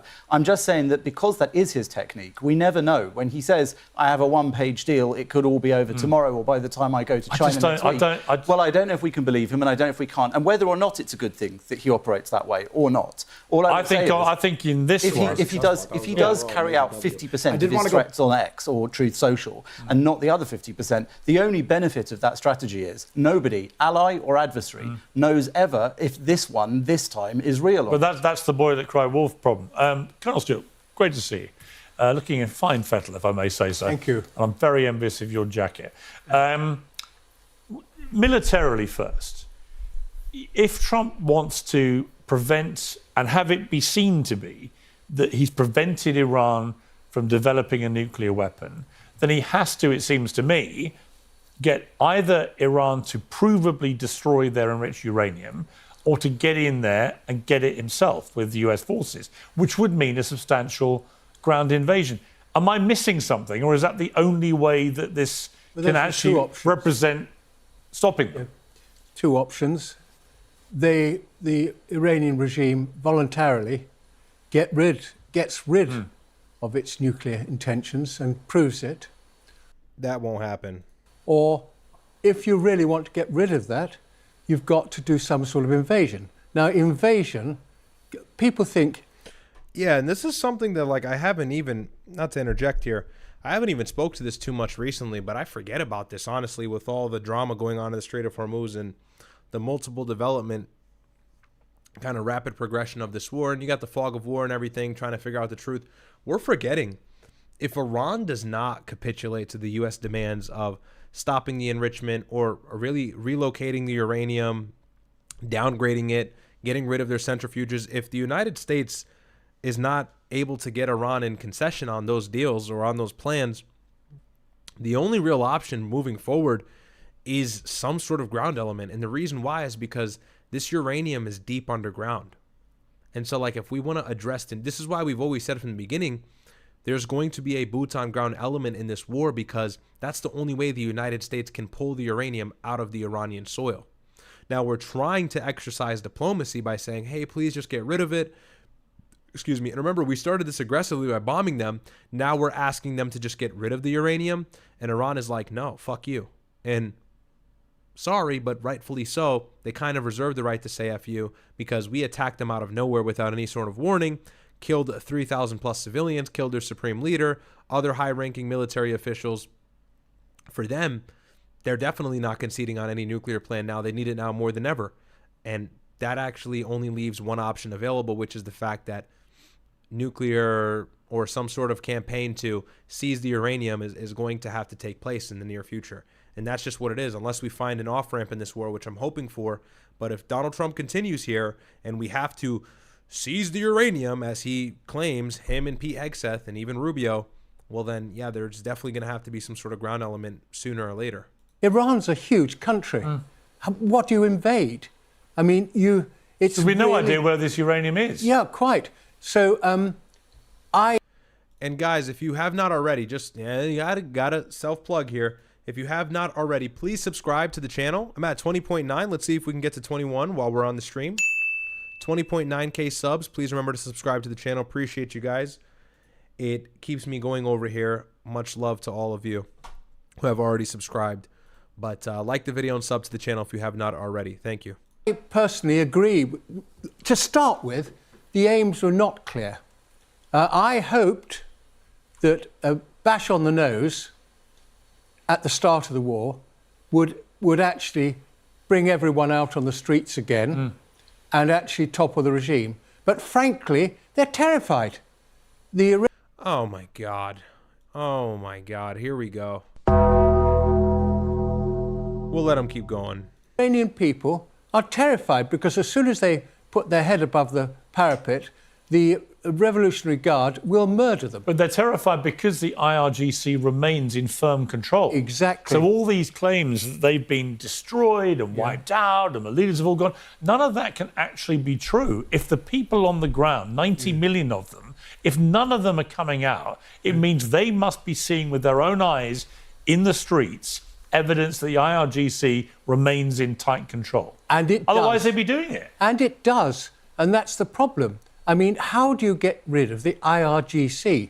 That is actually 250,000 heavily armed, very well trained, ruthless Revolutionary Guards. who benefit from the present regime. Of course. And that's the problem. These people benefit from keeping the Ayatollahs in charge.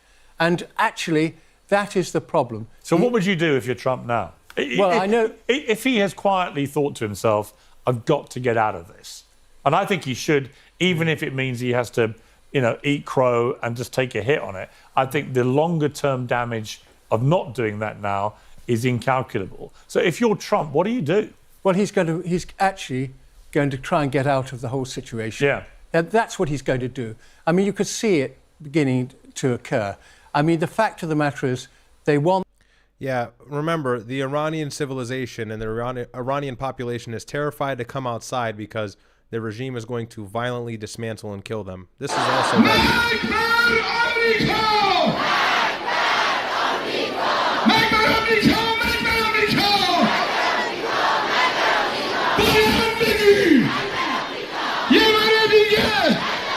And I know it's not all of them, but are we really going to ignore the fact that they have a large religious zealot base that supports the regime? Hello? Like, bro, this is not a secret. And I think there's even videos of them blocking bridges that the United States was threatening to actually bomb. This is another clip. This was posted today. Iranians in massive numbers gather in Tehran in support of their armed forces and denouncing the illegal war against their country by the United States and Israel. Are you kidding me? Bro.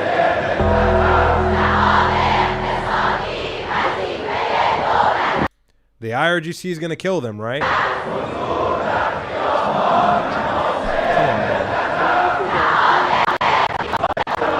The people that are coming outside are in favor of the regime. The people who may be against the regime, oh, they're staying inside. The point I'm trying to make here is ultimately a lot of the Iranian base does support the regime. And even if they did not prior, attacking Iran out of nowhere and killing their leader and killing 160 schoolgirls, striking a school with a Tomahawk missile due to faulty intelligence creates something called a rally around the flag effect. A rally around the flag effect is when the entire country feels like they are being persecuted or attacked by an adversary or enemy country. And what's been the biggest enemy country to Iran since 1979 or even 1953, really? It's the United States and Israel. And what happens on February 28th? The United States and Israel join each other and launch joint strikes on Iran.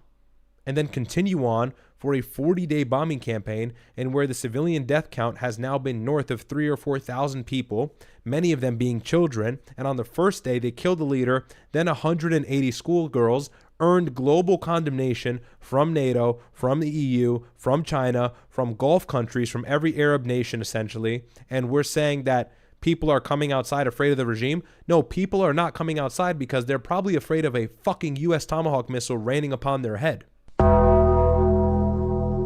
That's the truth, right? So, got to be very careful listening to these debates. A lot of these guys don't have a clue what they're talking about, or better yet, they know exactly what they're saying, and they're paid agents. You want to call somebody an agent? These are agents.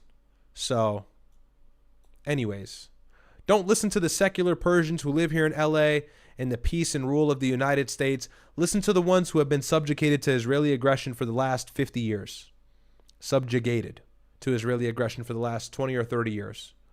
It's the Iranians in Iran. And by the way, Iran is not even comprised of a majority Iranian like that. A lot of people there are non-Persian. There's plenty of other races living in Iran. So regardless of their politics and their religion and their culture, the idea is there is an enemy attacking us. And I mean, think about it from the United States perspective. Everybody hates Trump. A lot of people don't like Donald Trump. A lot of people don't like the MAGA administration. Some people are left. Some people are right, center left, far right, far left, whatever you want, down the middle, libertarian. A lot of people identify different with their political party or on the opposing side of the political aisle. The United States is actually in the most divisive state that it's been in recent history, ever since really 2020 and the BLM riots. However, if the United States was attacked right now as I'm speaking to you, and Donald Trump was assassinated alongside maybe the Speaker of the House and the Vice President and the Secretary of State, they were all killed in joint strikes by China and Russia, do you think that people would be going, well, that's good, I didn't like Trump? No, everybody would go, hey, we didn't like Trump, but our country is facing an aggressor across the world that is far stronger than us. We need to do something. So we would experience what's called a rally around the flag effect, where we would see the greater enemy past the already existing enemy, maybe being MAGA or somebody else, and we would all unite because we're fighting one war now against somebody. This is basic like history and social studies 101. Like if you pay attention to history, this is what happens to every single country that is invaded by an enemy invader. They all rally and come together. Even if once upon a time they were fractured, a good way to unite a country is to kill their leader out of nowhere and then kill every single person behind that leader and kill civilians for 40 days and do the war and commit and bid the war on behalf of Israel, the same country that's been trying to do the same thing to Iran for years on end.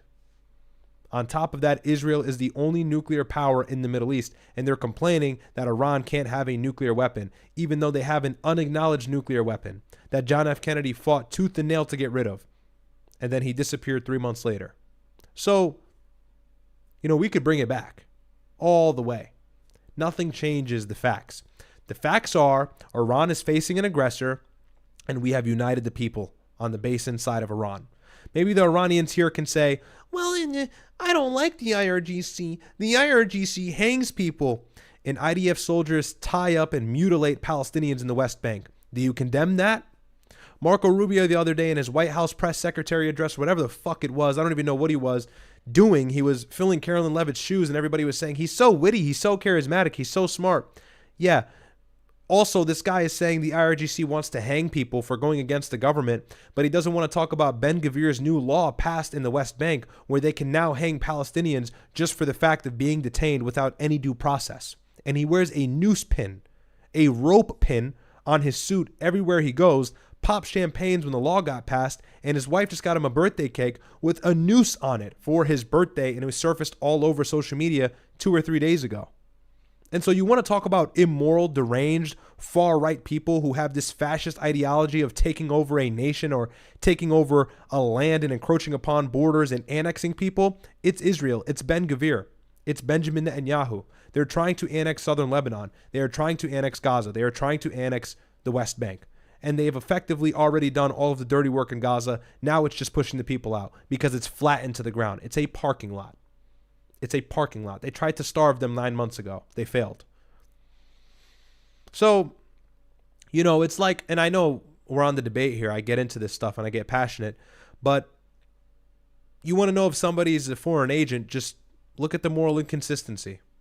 Look at the moral inconsistency. Because we want to talk about morals. If morals is the case, religion and race and religious identification, none of that should matter. It's about human life, right?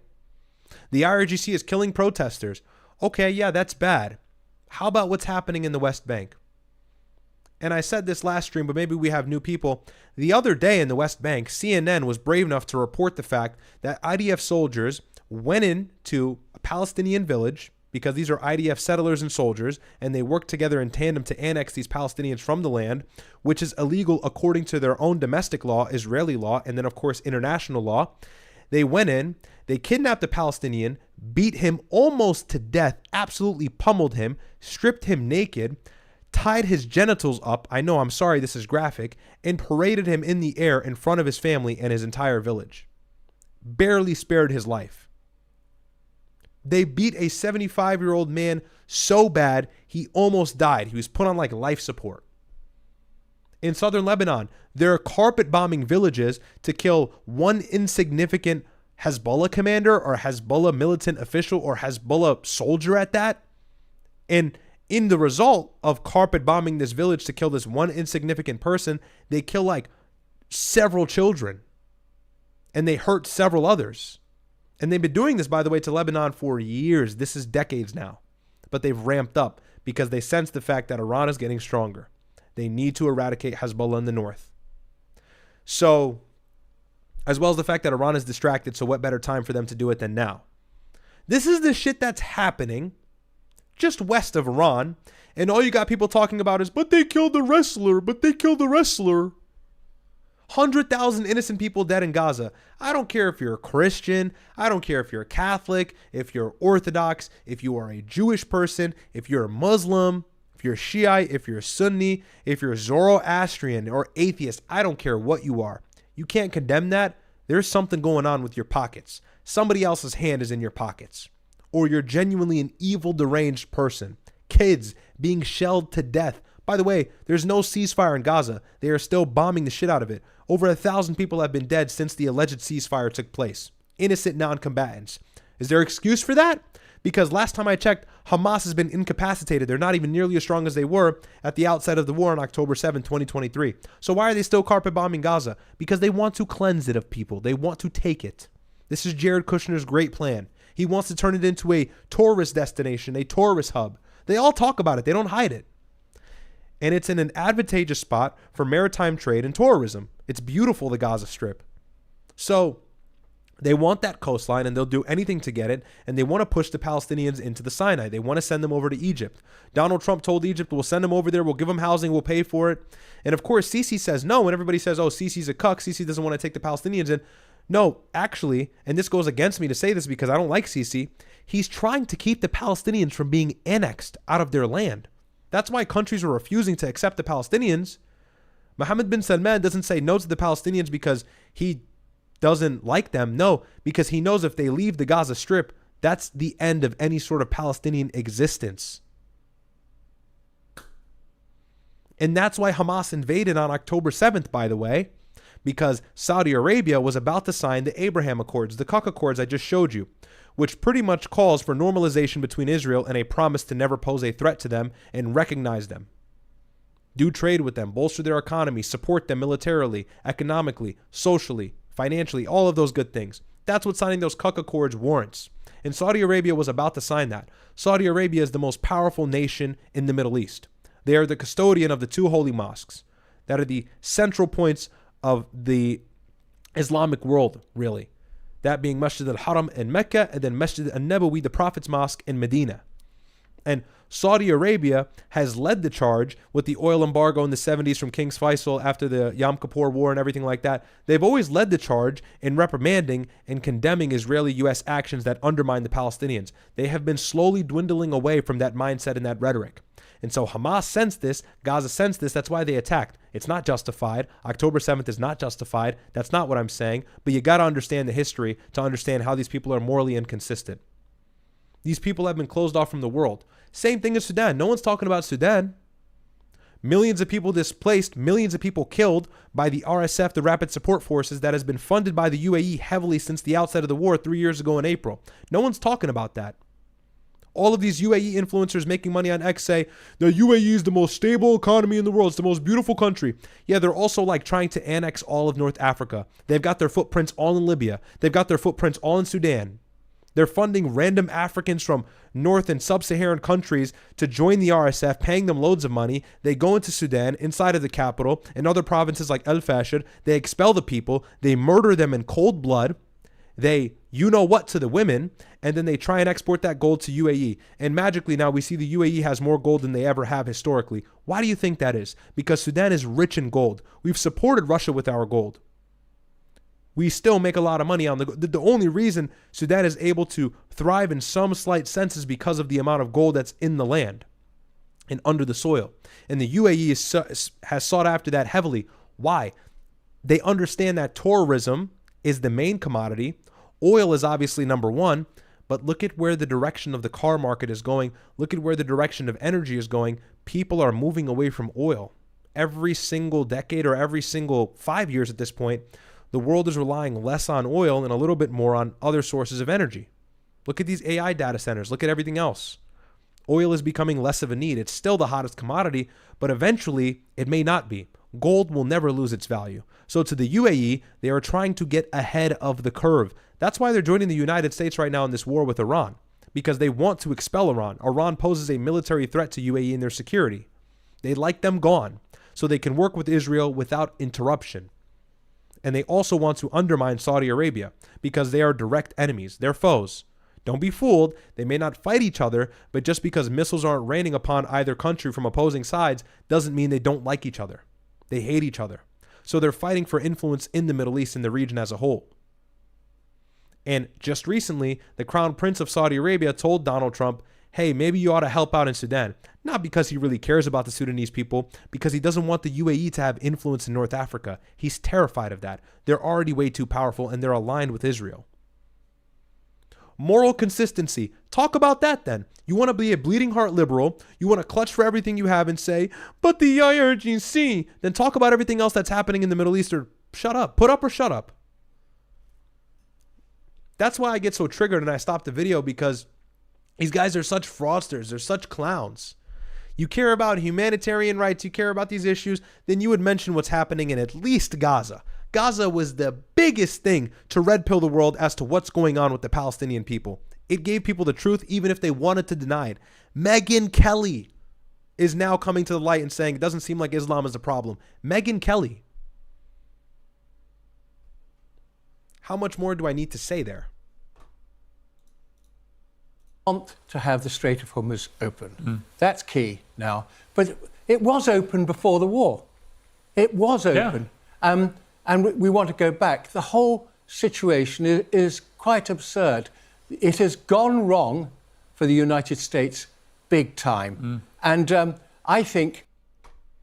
Okay, this guy does not understand nuance. M1KMD, $5 says, you contradict yourself on MBS in Saudi Arabia saying he wouldn't accept Palestinians because he's trying to allow them to get a state while also doing the Accords. Okay, the Abraham Accords doesn't mean a Palestinian state will no longer exist. Right? I don't know where you drew the conclusion or the parallel there.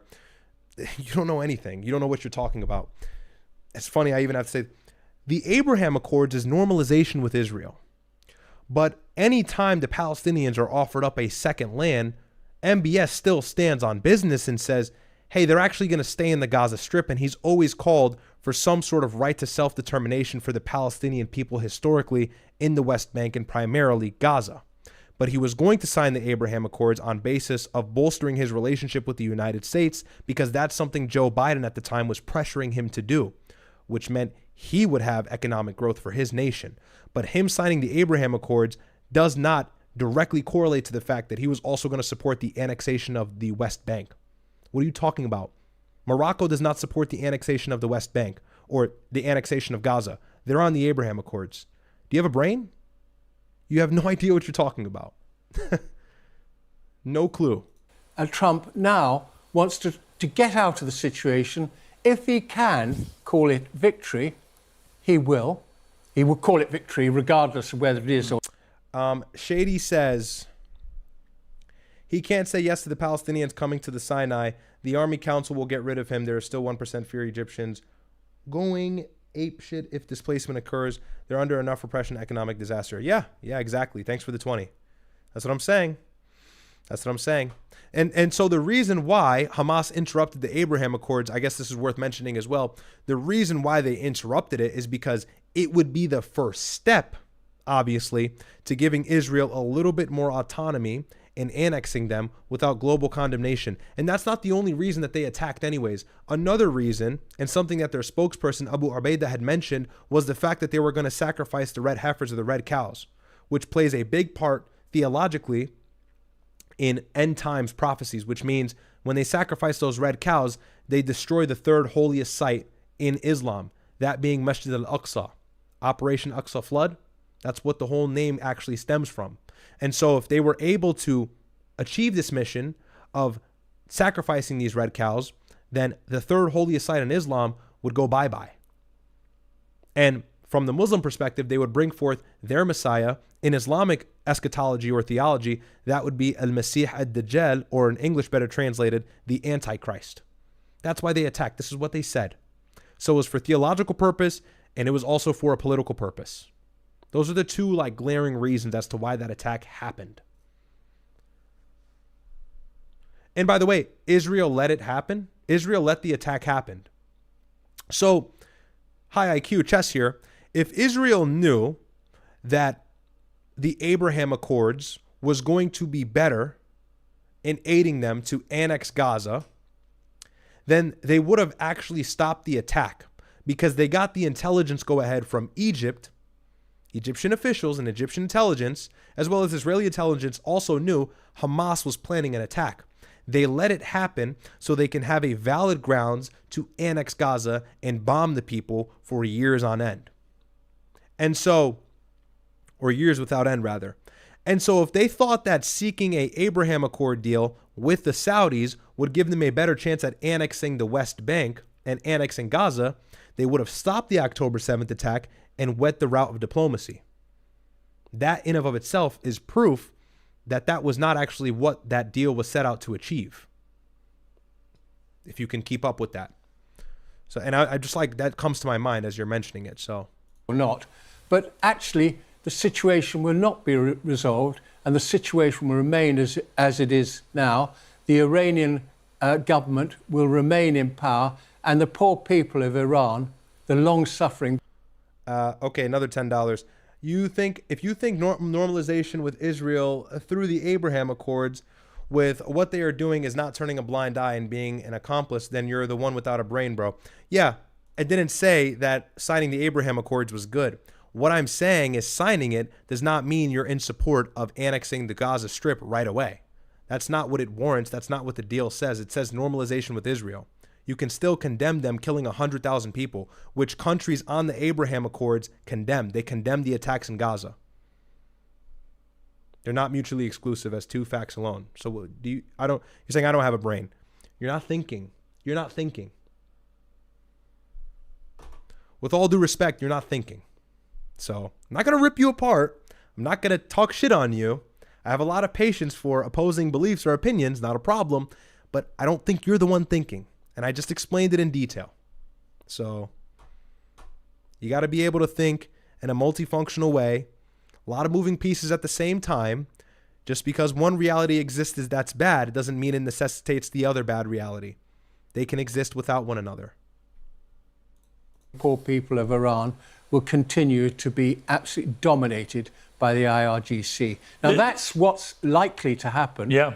And I cannot see the idea of invading a country like Iran is militarily mad. But I think also, never mind militarily, politically disastrous for Trump. Yeah. If you suddenly had a load of Marines getting killed, right, and they didn't get their hands on the enriched uranium, it's over for him. Yeah. I mean, I said at the start of this, Scott, I thought this was the biggest risk I've ever seen. You don't got to attack him in the chat. It's fine. If he disagrees, he disagrees. But, he started off by saying that, I don't know what I'm talking about or something. Or I contradict myself. No, I'm not contradicting myself. I'm not like an MBS glazer, not a Saudi glazer. I'm not like this Khaliji loyalist. I'm just telling you what it is on the surface. So Donald Trump take. I always thought, interestingly, his foreign policy, certainly compared to people like George Bush and others, was actually reasonably measured. I mean, Trump was a guy that believed in taking out Soleimani and then getting out of there, right? Maduro was a classic Trump foreign policy move. People may not agree with it, but actually as a military operation, in and out, snatch the leader, put a more mollient number two in place, and maybe you can, it's fine. There's no sort of casualty list. This one, from the moment he did it, I was like, wow, you're staking everything here. And I still believe that. And I think... And it's largely because, and you can conspiracize here. Look, there's several realities that existed when this war began. One, of course, we talk about it all the time. Netanyahu was in the Oval Office like 7 times, and Mar-a-Lago a few times as well since the beginning of the administration. So he was probably convincing Trump, probably bringing his intelligence members, maybe having virtual meetings with his intelligence members, having them give Trump false information that led him to believe this conflict would be easy and short-lived, similar to the one in Venezuela. That's one. 2, Donald Trump was under tons of heat. Pam Bondi was just fired, and the entire MAGA administration as a whole was being attacked for the Epstein files. The whole scandal hit the world, took light. It was the most popular thing in the news for weeks. And notice when the Iran conflict took off, everybody stopped talking about the Epstein files. You literally couldn't find it in the news anymore. So it was a perfect distraction for him. So he had Benjamin Netanyahu in his ear saying, this war is going to be fast. It's going to be easy. And at the same time, maybe even Netanyahu was saying, and it will distract people from this Epstein hoax.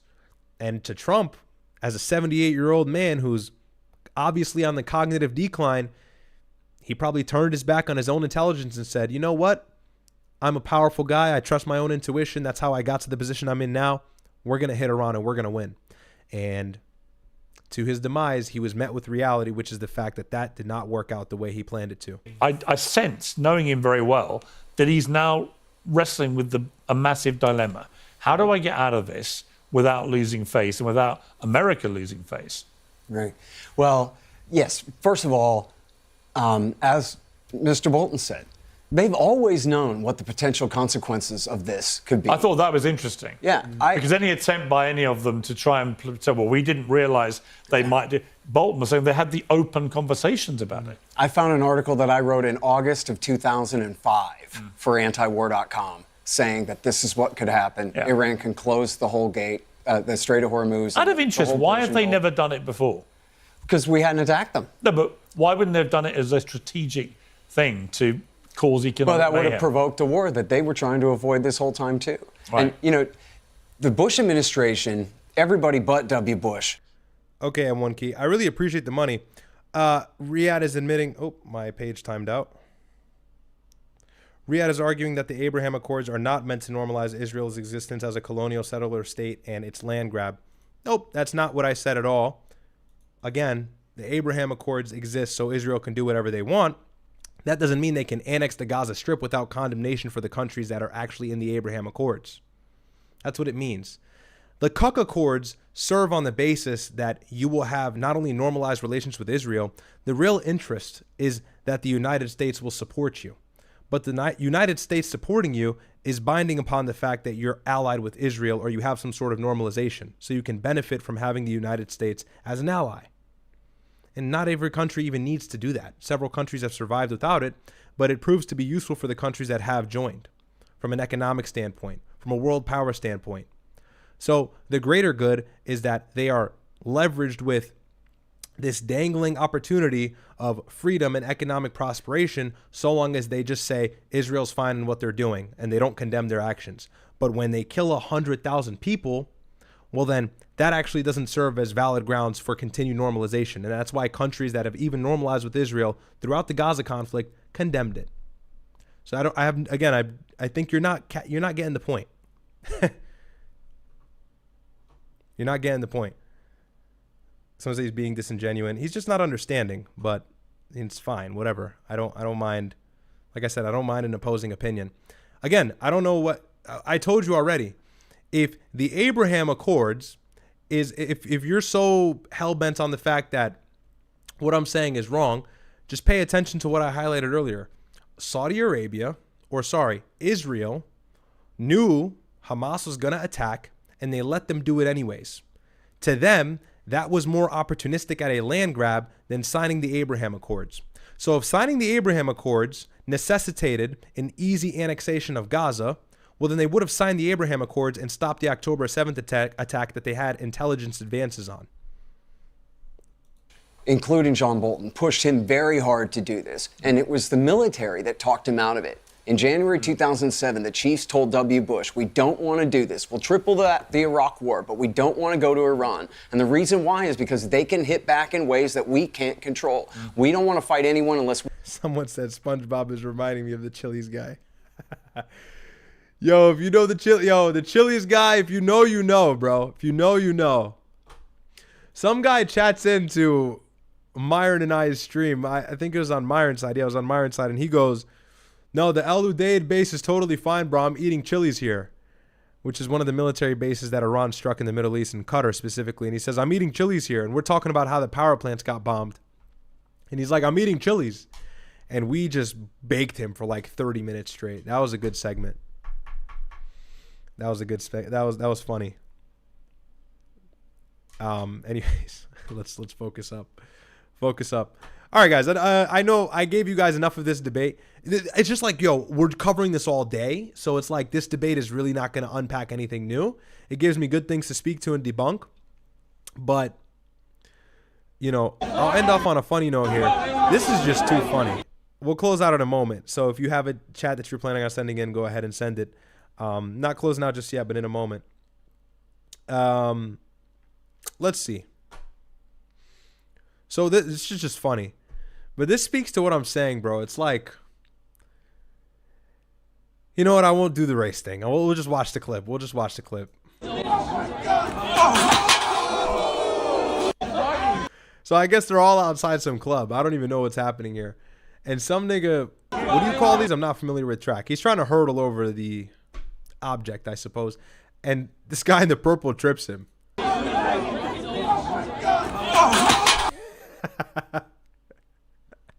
Somebody sent me this on X and was like, yo, can you please, or no, Instagram, and there's like, can you please react to this? And I'm like, yo, this has nothing to do with the stream, but I think this is so funny, so I'll go ahead and pull it up. Bro, I'm saying this to give a lesson to all the young guys that watch me, because I just checked my analytics on YouTube, and I actually have a lot of young guys that watch me. Like, I saw 18 to, I think it was like, the gap is like 18-25, whatever it was. It was an overwhelming amount. Like, I still have more older people that watch me, but it was surprisingly large amount. I got to get the numbers again. I can't remember. But, yo, no jester maxing, no showing off for cameras, no being a clown for the hoes. Please refrain from such behavior. But I'm going to start doing this. A lot of you guys send me clips, so I think I'm going to do something similar to what Sneo does. I'm going to make a Discord and have you guys send me clips, and then I'll just react to them. I think that'll be fun for you guys to kind of interact a little bit deeper with the streams. But some of you guys send me clips. I want to try and watch all of them. I can't. I just don't have the time. There's so much news that I'm covering. Like somebody sent me the hantavirus. We are learning that potentially deadly infection on a cruise ship off West Africa can be spread from person to person. Like all this stuff. So I'll always react to it just to give you guys the note on that. I'll probably make a Discord soon. A lot of people are asking me to do that, so I'll make that a reality for you guys very soon. But I'll play this last video here. We'll stay relevant. We won't jester max, but I want to take a break from the debate and show you guys this. This is huge, and me and my brother said this about a few days ago. Now it's being surfaced in mainstream media or all these news outlets that you regularly see the updates on. Commercial satellite companies to hide the damage that Iran's done to American military bases, and we just got our first real look at what they were hiding. A new Washington Post investigation analyzed over 100 high-resolution satellite images released by Iranian state media, and they verified them using a European satellite system that the U.S. can't censor. What they found was at least 228 buildings, vehicles, aircraft, and pieces of equipment that were destroyed or damaged at 15 U.S. military bases across the Middle East. So we're talking about living quarters for troops, fuel storage, hangars, Patriot air defense systems, radar arrays, and a satellite communications hub at the largest U.S. base in the Middle East. They even destroyed an E-3 surveillance plane that the Air Force kept parking in the same exposed spot on the runway until Iran finally hit it. And 7 U.S. service members have been killed. And not to be cocky, I reported on that the day after it happened, and no one was talking about it. Literally, no one was talking about it. these bases since the war started, and over 400 have been wounded. The HQ of the entire Fifth Fleet has been so badly damaged that the headquarters relocated to Florida and may never return. You had experts telling the Post that the Iranian strikes were precise, saying no random craters indicating misses, and that's because Russia's been giving Iran intelligence on U.S. targets. And as far as the Pentagon's response to all this, they pushed back, calling the assessment misleading, but they declined to give specifics. The Pentagon told commercial satellite companies to hide. Crazy stuff, huh? So much for the war that we're winning. The hottest country in the world, Trump says. We are, but we may not be. We keep going. M1 Key. Oh, you already sent that. No beef with you, M1 Key, though. Agree to disagree, I guess. Shady says, oh, sorry. Wi-Fi. Do you know of a rapper low key? He is very knowledgeable on this Middle East. He breaks the Middle East down like you and your brother. No, I'm not sure who you're referring to. Thank you for the super chat, though. BB's security guard got caught by Chris Hansen. I saw that. That was crazy. Was that BB's security guard? Hold on. No, it was somebody else, right? You're screwing with me. No. Oh, my God. Yeah, it was. Wait. What are we doing? If you're not familiar, Chris Hansen's the guy who catches, like, pedophiles on his show. What was it, Dateline NBC or ABC, whatever it was. And this was like a really hot show back then. They actually had a couple stinger houses out of Connecticut, Fairfield, Connecticut. I remember that vividly and watching some of the episodes. I used to binge this stuff when I was younger. No way. He caught BB security guard. Okay, so I did not see this. Alex Jones posted this. He goes, Benjamin Netanyahu's former personal security head had been caught in an undercover sting operation sending sexually explicit messages to an undercover detective posing as a teenage boy. Oh my God. All right, let's see what this says here. And security for the Israeli president, Netanyahu. This nigga just said Netanyahu? Netanyahu. Okay. Did you meet the Israeli leader? I'm sorry, I'm not answering any questions so I can speak to an attorney. You sent photos? Hey, I will say, this guy's going to prison. He's evil. Never answer questions like this by the police. Like, don't incriminate yourself. Always just say, you'll hear from my attorney. I'm not answering questions. Sorry. Of your penis? Erect? You told the boy you ruined your shorts, meaning you ejaculated while you were talking to him. You asked for explicit pictures of him. You say the age of consent in Maryland is 16. This boy is 15. You knew this was illegal. And you had multiple chances to not commit this crime, but you did anyway. Which makes me wonder how many times you've gotten away with it before. Do you have CSAM on your phone? I'm sorry, I'm not answering any questions until I can speak to an attorney. You're cooked, buddy. The attorney's not getting you out of this one. Not even Netanyahu's attorney, nigga. We'll see you behind bars, pal. You talk about being busy in training. The boy says his parents will be out of town at a work conference. This is sick. How long was your drive over here today from your home in Maryland? Oh, I'm sorry, I'm not answering any questions until I speak to an attorney. You talked about taking him out after getting to know him for cheesesteaks. And if it goes well, you say you'll meet the monster at the end. Okay, not to like be unserious, because this is very serious. Who asks to go for cheesesteaks? Like, whatever happened to pizza, nigga? That's so weird. Hey, you want to go on a date and get... Want to go on a date? Are you regulated? All right, awesome. We can get cheesecakes. Wait, never would I have imagined I'd wake up to this news. This is like just so if the shoe fits kind of situation. End of the happy trail. Just tell me what you meant by that. I'm sorry, I'm not answering any questions so I can speak to an attorney. You feel pretty good about yourself today, huh? Think you were outsmarting everyone? A month and a day you spent chatting with someone who told you they're 15. Not just a cop, but a lieutenant. You sent pictures of yourself in uniform. You sent pictures of yourself from your office at the Metro DC Police Department. lounging on your couch, grooming a child. Oh my God, he is fried. Yo, and you guys wouldn't even believe, there are so many of these sick people that walk amongst you and I. Like, you see this stuff and you're like, oh yeah, that's like, you know, whatever, 1 in a million. No, it's like 1 in a dozen, bro. Really. What should happen to you, Lieutenant? I'm sorry, sir. I'm not answering any questions so I can speak to an attorney. I guess you won't. Yeah. The Chris Hansen special. Yo, the Chris Hansen To Catch a Pedophile videos, those were so good. Does he still do it? I don't think he does it anymore. Literally, the guy walks in the house and like the female actor is there. It's so sick. And it's just like funny thinking about it. You know, you walk into this house, you're this sick, deranged, nasty person. And out of the closet comes Chris Hansen. Yeah, you know it's all over, bro. Go ahead, and he comes with his notes. I don't have any notes here. He comes with his notes. He's like, have a seat for me. Wow, that's crazy. That's nuts. Wouldn't have believed that well, actually, I would believe that. It's Netanyahu's security personnel, so apple doesn't fall far from the tree there. But yeah, who would have known? Who would have known? Sick pedophiles working amongst Netanyahu? Oh, that's a shocker. Definitely not. Operation Epstein regime. Operation Epstein files. Epic Fury, Epstein files. John, thanks for the super chat. I didn't even know that.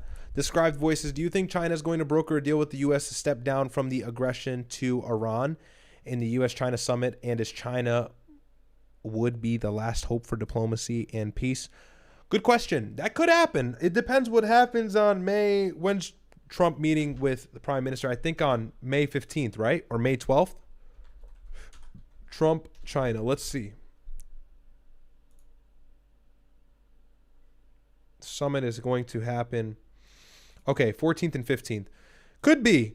Because a lot of the countries that are strategically allied with China are suffering from the result of no oil or the oil shortage. So China may very well tell the United States, hey, enough is enough. They're not suffering as much as a result from this conflict, and they're still getting tons of oil from Iran, which they've upped the amount that they've been receiving, because they used to get a ton from the Gulf as well, which is now cut off.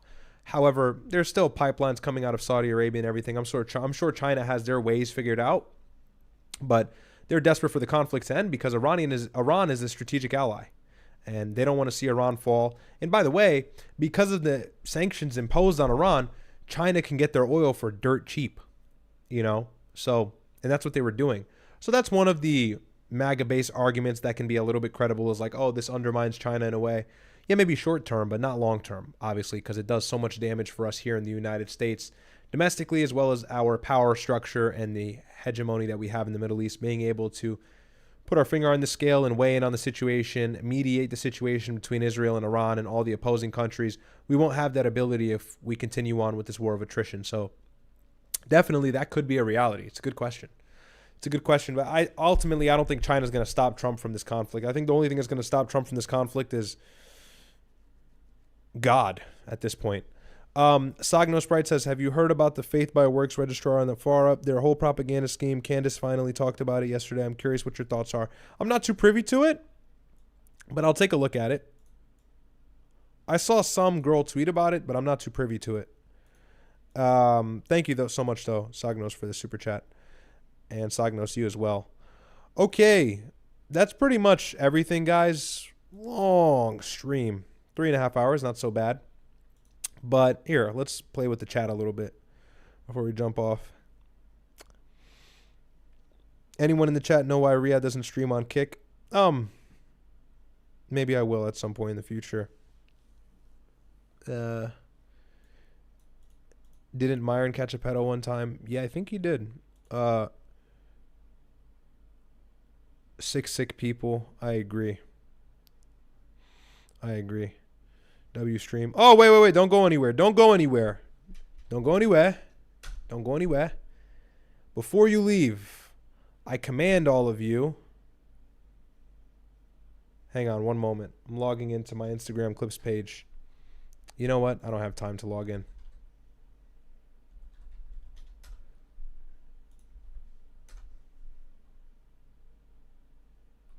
Hang on one second, guys. Check out my Instagram clips page. All right, I'm going to crash out on Instagram, bro. This is it. This is it, okay? It's Riyadh pilled. Damn it. Like, I don't have time for this. This is it. It's asking me to log in. It's Riyadh pilled here. Go follow it.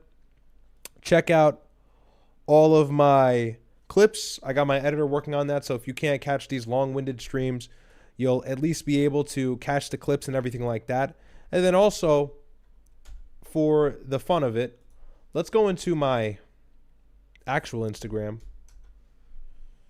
my performative Instagram.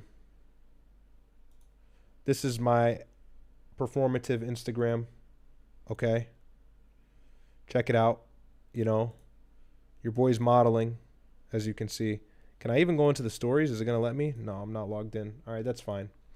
So, but that's linked in the clips page. Anyways, let's see. Hard ROSS, nice name. W Riyadh, good stream, brother. Catch you ninjas later. God bless you, bro. Thank you so much. And then W Substitute Teacher stream 07. Desert Joe, thank you so much.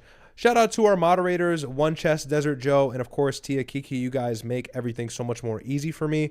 So I really appreciate all the hard work. Shout out to our members, MD, I see you in the chat. K8, all of you other guys, King Shairu, and everybody else who's a member. God bless all of you guys. Really appreciate the ongoing support. I know I'm not mentioning everybody. But guys, do me a favor. Myron's not live, unfortunately. He's sleeping tonight. But Sneo is a good friend of mine. And I want you guys to head over to his stream and crash it. Give him a little Riyadh raid. Spam the chat with Riyadh raid. And I think he's still live, I believe, if I'm not mistaken. So let's see. Is he still live? Yeah, he's still live. So head over to Sneo. We love Sneo. Give him some W's. And until next time, guys, really love all of you. Thank you so much. I had fun on stream tonight. And I'll likely be back tomorrow. If not tomorrow, definitely Sunday. But I'll try to announce that on my YouTube or my Twitter prior, so you guys have a little bit of a heads up. And follow me on Twitter. It's Riyadh's Report. Tia's linked it down below several times, but it's just Riyadh's Report. It's literally my YouTube, but you can type it in on X. And yeah, that's really pretty much everything, guys. Love all of you. And until next stream, peace out.